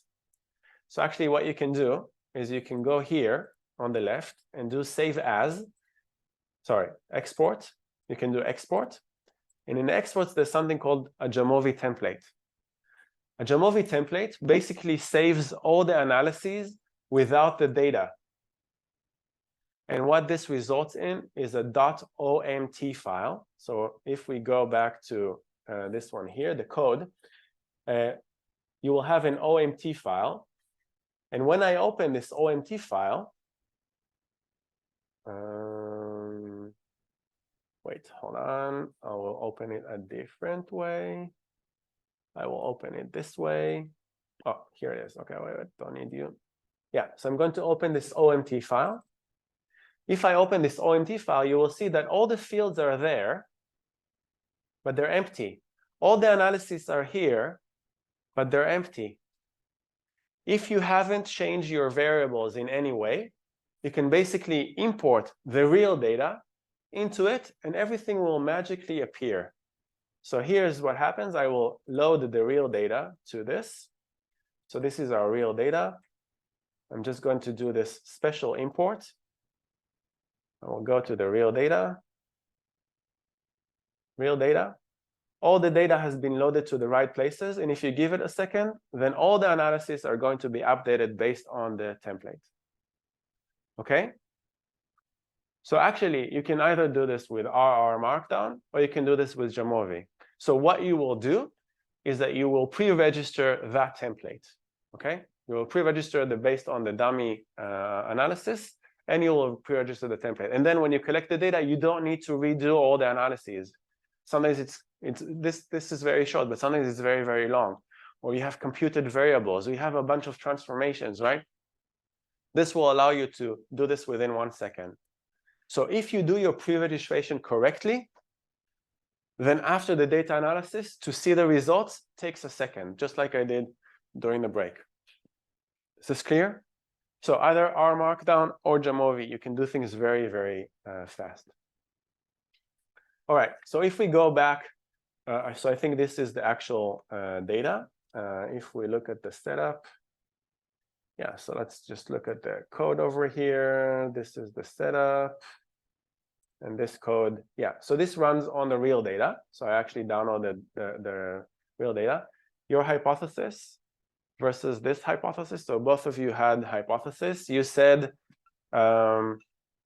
yes, higher than neutral, higher than no, right? This is what the one hypothesis. And you said all of them are very high because of the first session, right? So we can already jump to the end and see the results. What are the results going to be? Very interesting. So this is the plot of the results. We have defaults, yes, none, and no. What do you see?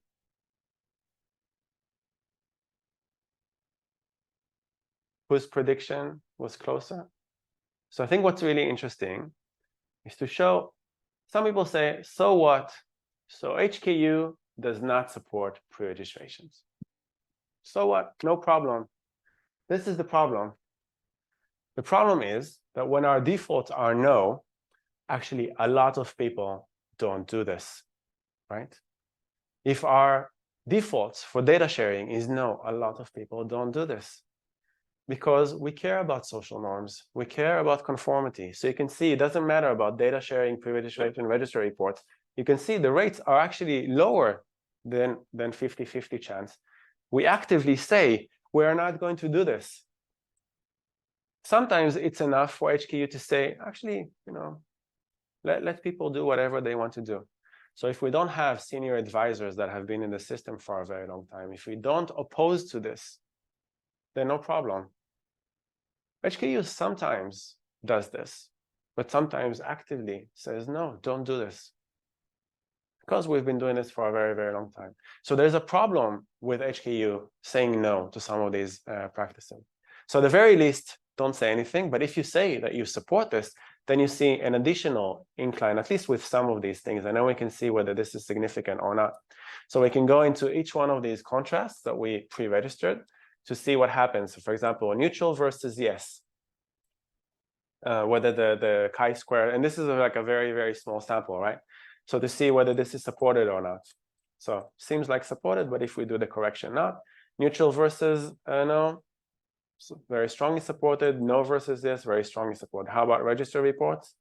Seems like neutral versus yes, not supported. Data sharing, how about data sharing? So you can go and have a look at this, but it's already really an interesting demonstration of what happens in terms of defaults. So just like a quick, interesting demonstration to show you what's possible. How do we do pre-registrations? How do we do this with simulated data? How do we do this with actual code? And how easy it is once you have a good pre-registration to analyze in real time together with you a real research question.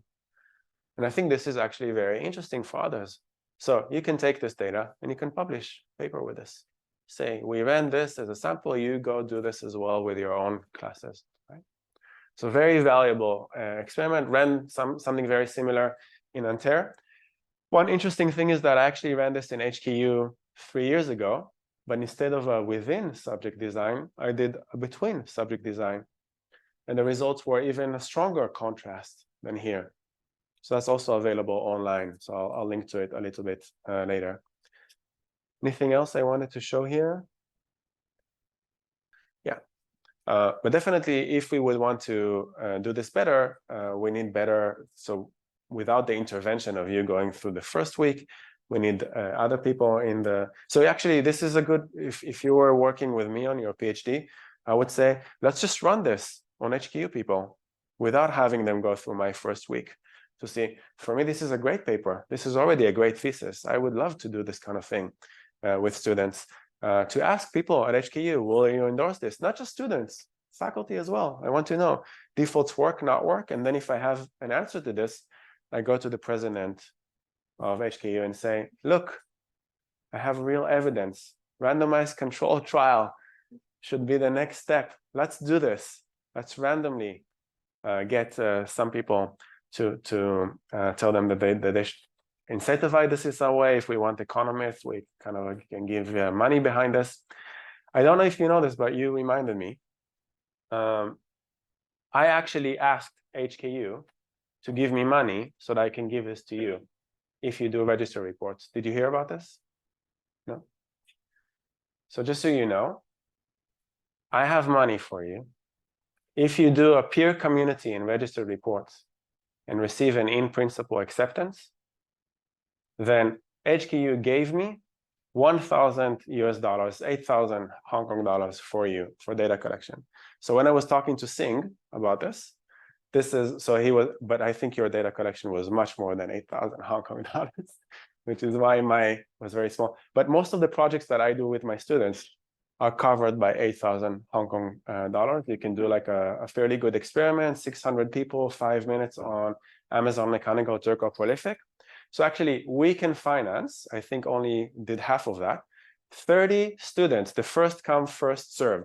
The first 30 to get an in-principle acceptance from something called peer community and register reports, which we'll talk about next week. I will conduct the data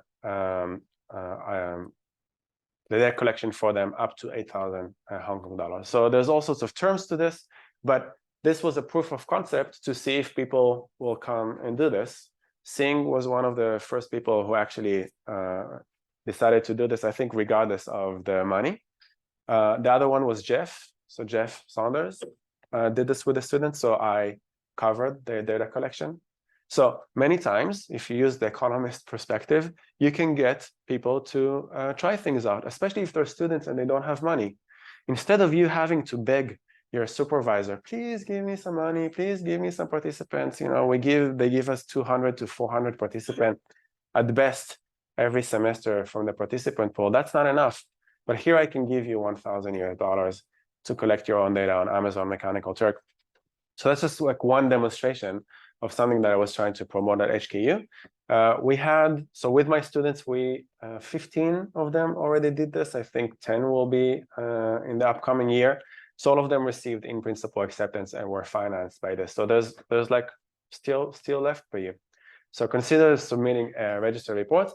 And I already talked to some leadership at HKU. We might have another round of this. So having another 30. So it's amazing. Sometimes if you have good evidence that students can publish well. So I do this with my undergraduate students. definitely we can do this with PhD students. All right, any other questions? We have like 25 minutes to go. Okay, so if you want to watch how I did this in 2020 in a between subject design, you're welcome to look at this. It's online. There's a YouTube video, and these are the results. A little bit, yeah. So I did this with. So this is data sharing. Yes, neutral, no, and you can see kind of like the shifts. Very interesting. But of course, between subject design is much lower power, but still came out significant. We had, I don't know, 40 of these things. So both with sharing and the pre-registration, you can see the big shift between yes and neutral to no. So that's kind of funky. So default effect seems to, default effects, the status quo and social norms together seem to do, have an impact on people. All right. Yeah, all good. So in the last 20 something minutes, I'm going to talk about register reports. So I think by now we understand pre-registration. Pre-registration is when we do pre-registration for ourselves. A register report takes this one step further. So what we're going to do in this course is a registered report stage 1 based on simulated random data that we will submit to peer review in a journal. So register reports. So this is from Chris Chambers. So Chris Chambers talks about this paradox.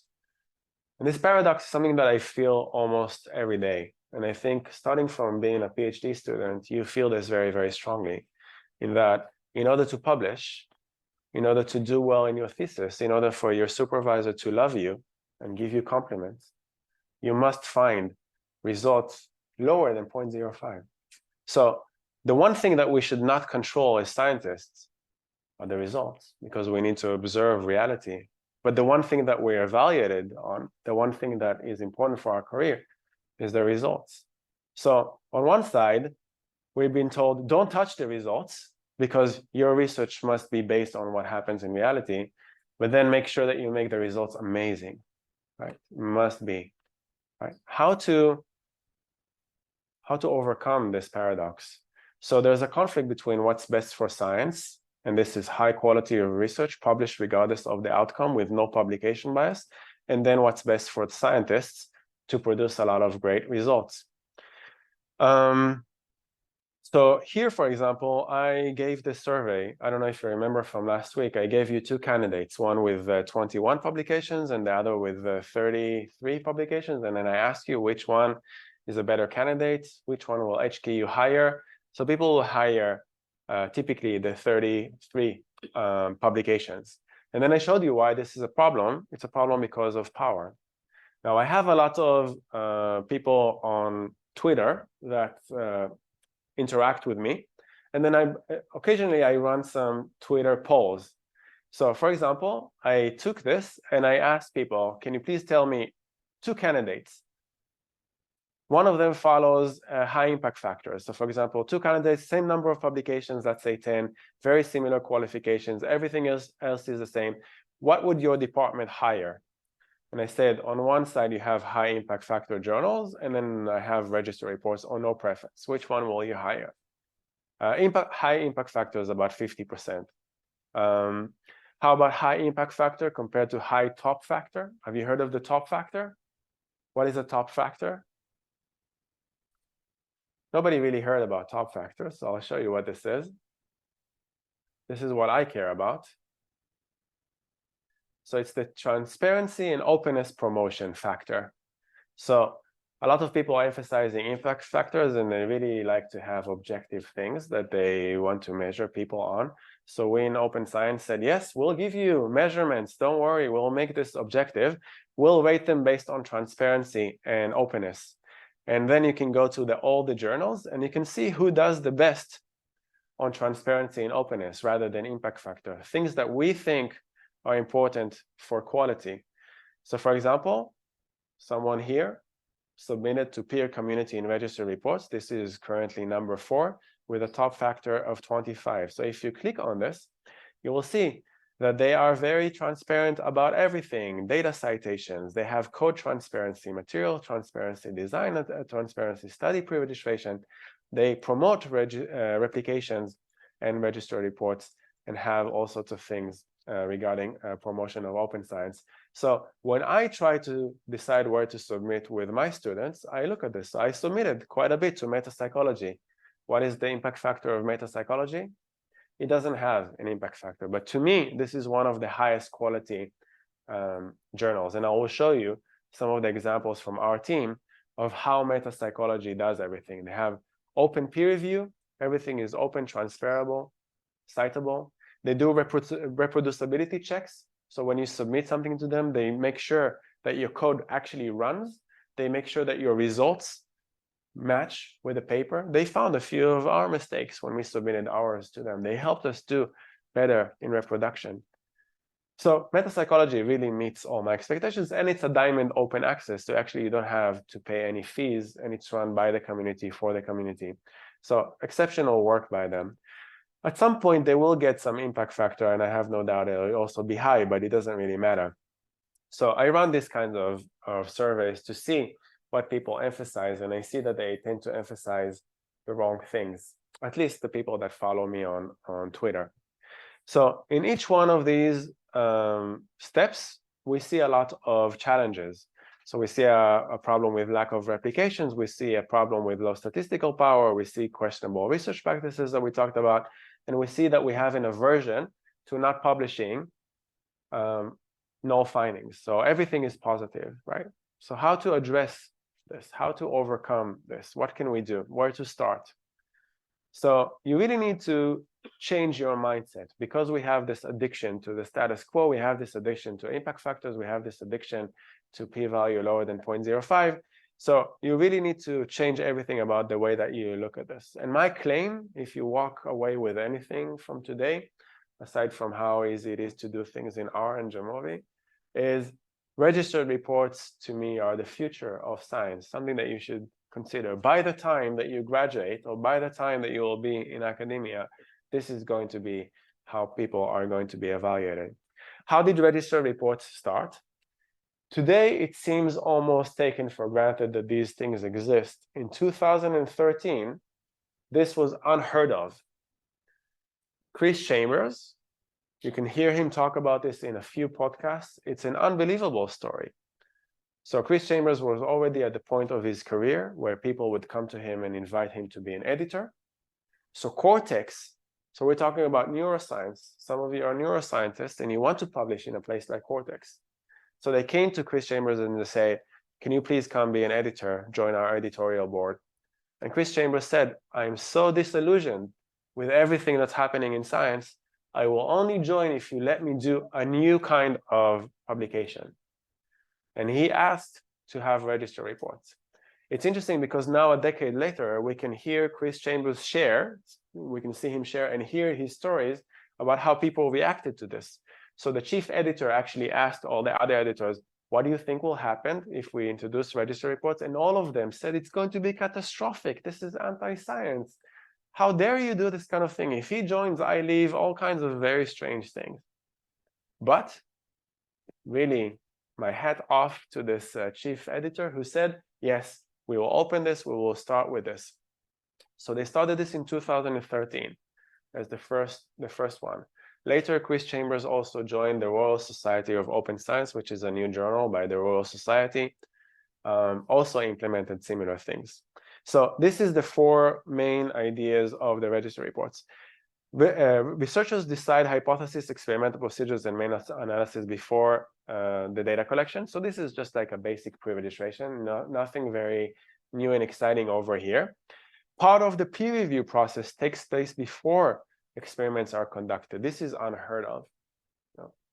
It was always that you submit everything together with the data at the end, and that if everybody agrees on the plan, then you give authors an in-principle acceptance that guarantees publication regardless of the outcome. So even if the outcome is not lower than 0.05, still published. And then you would welcome things like replications.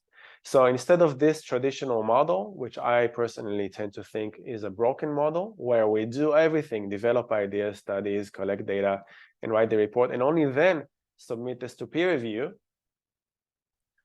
The problem with this being that people evaluate you based on your outcomes. I know as a judgment decision-making researcher that we have hindsight bias, outcome bias. We just don't know that this also applies for us. So when we see p-value lower than 0.05, we say, oh, a very competent researcher. They were able to find lower than 0.05. And then we have camps, you know. We had Hakwan 2 or 3 years ago here, who has his own views on consciousness, and he's fighting a big battle with all sorts of other consciousness people on what is consciousness, what is the. So there's lots of adversarial, lot of different camps that are kind of like going against one another. And then if you submit it to the journal and you happen to get reviewers from the other camp that show results not in line with their own, reject, right? So there's lots of issues when you see the outcomes. This takes care of that. So this means that the stage 1 peer review occurs on the design, the pre-registration, and then what the reviewers actually need to evaluate are, is it a good research question? Are the hypotheses well-founded? Are the methods proposed a good match for these hypotheses or not? Is this well-powered? And then is there enough measures taken by the authors in order to ensure that this is high-quality research?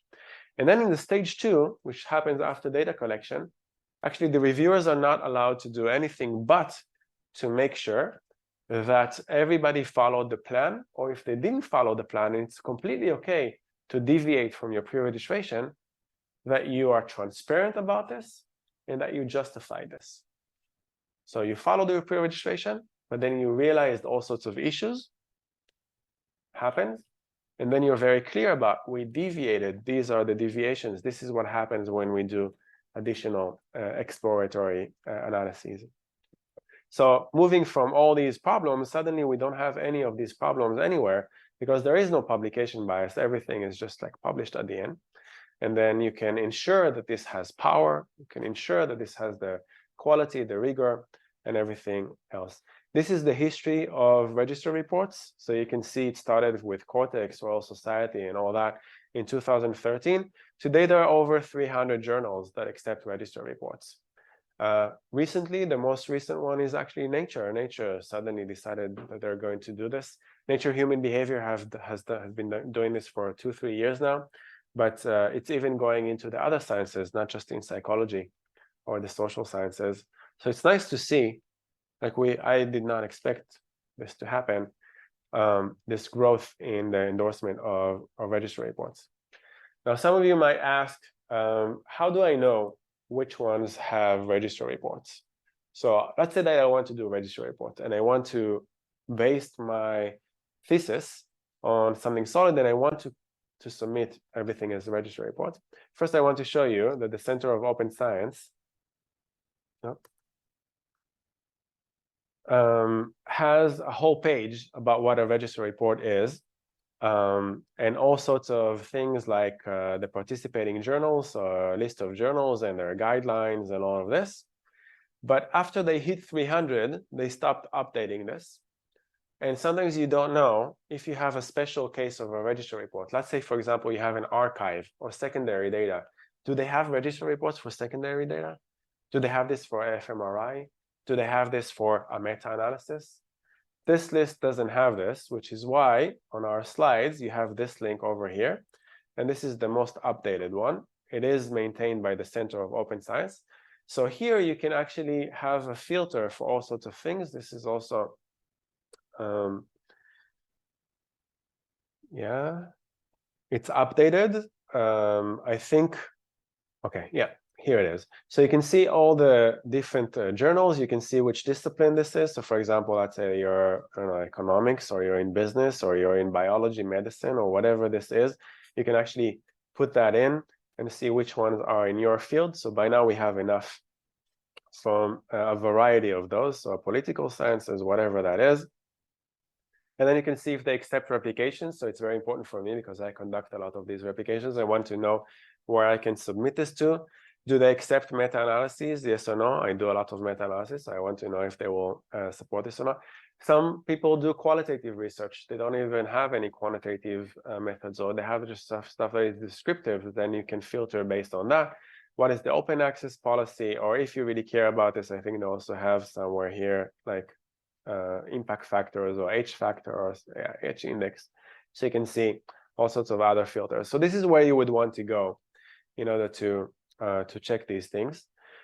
But then you want some other measure in order to know, so how long is it going to be for me? Or what kind of quality can I expect from the peer review? Which is why this is a relatively new initiative.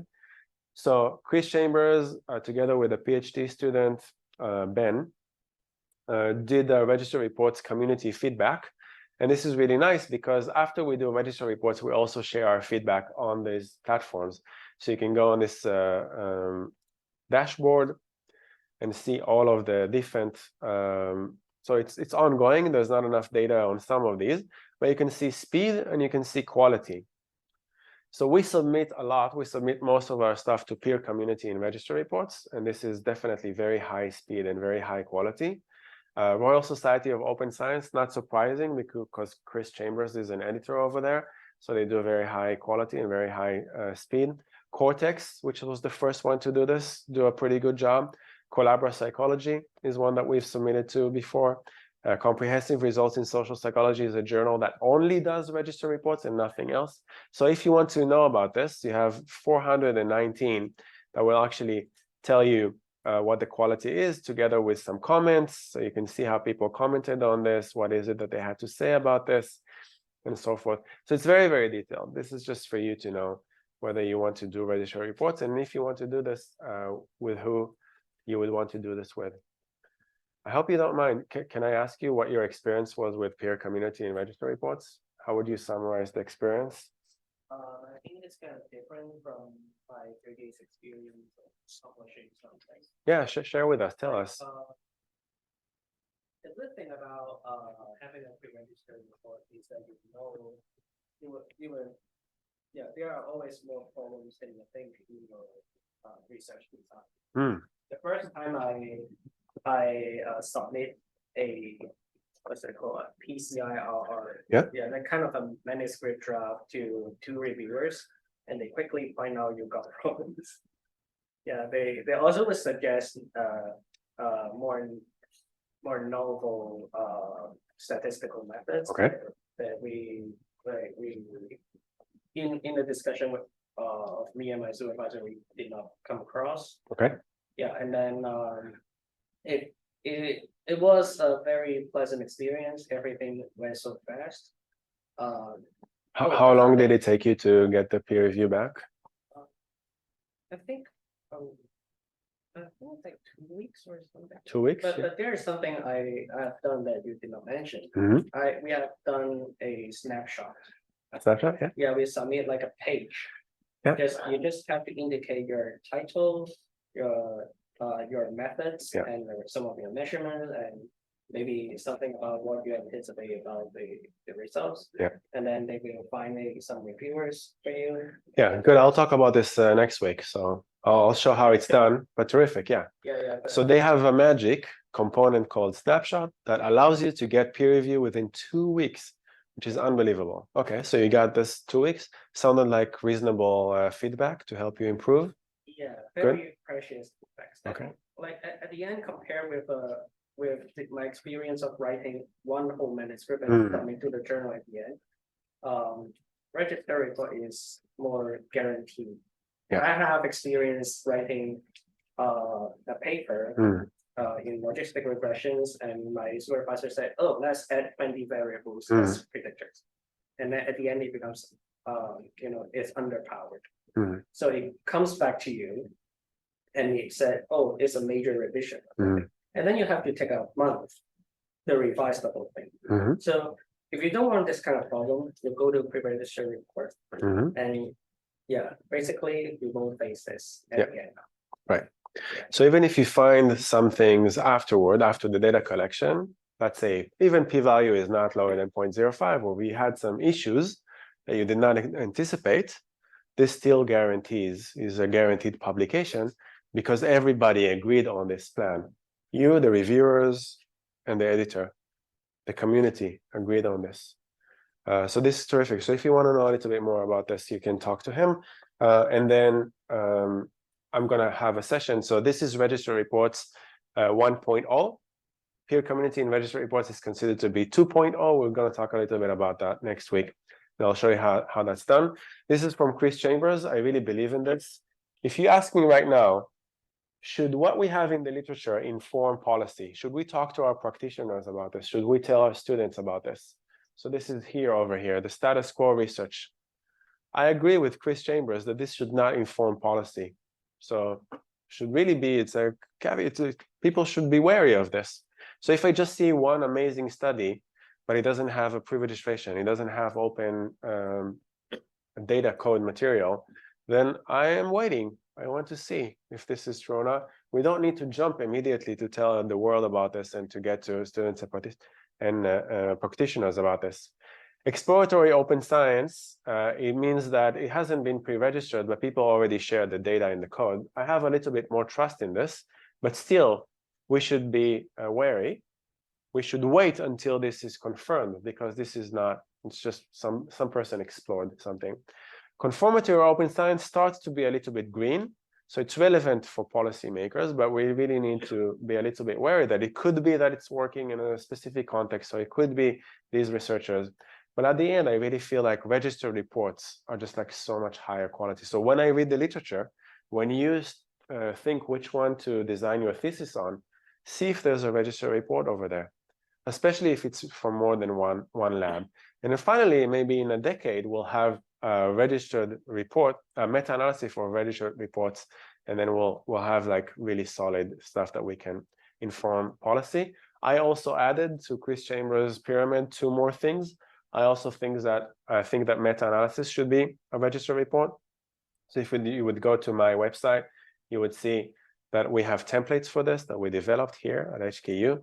So we have meta-analysis register reports. I have a whole workshop on this. We'll do a hackathon on how to do this, but you'll see that we have templates for that, how to do this and so forth. So at the end, I would like to see a register report, meta-analysis of registered reports. All sorts of advantages, some of them you heard right now. So there's less stress about the significant and amazing and what happens if there's stuff that you didn't know that's going to come after data collection. Acceptance rates, we really care about publications, right? We want to get an academic jobs. What is the acceptance rate right now in most of the top journals in psychology?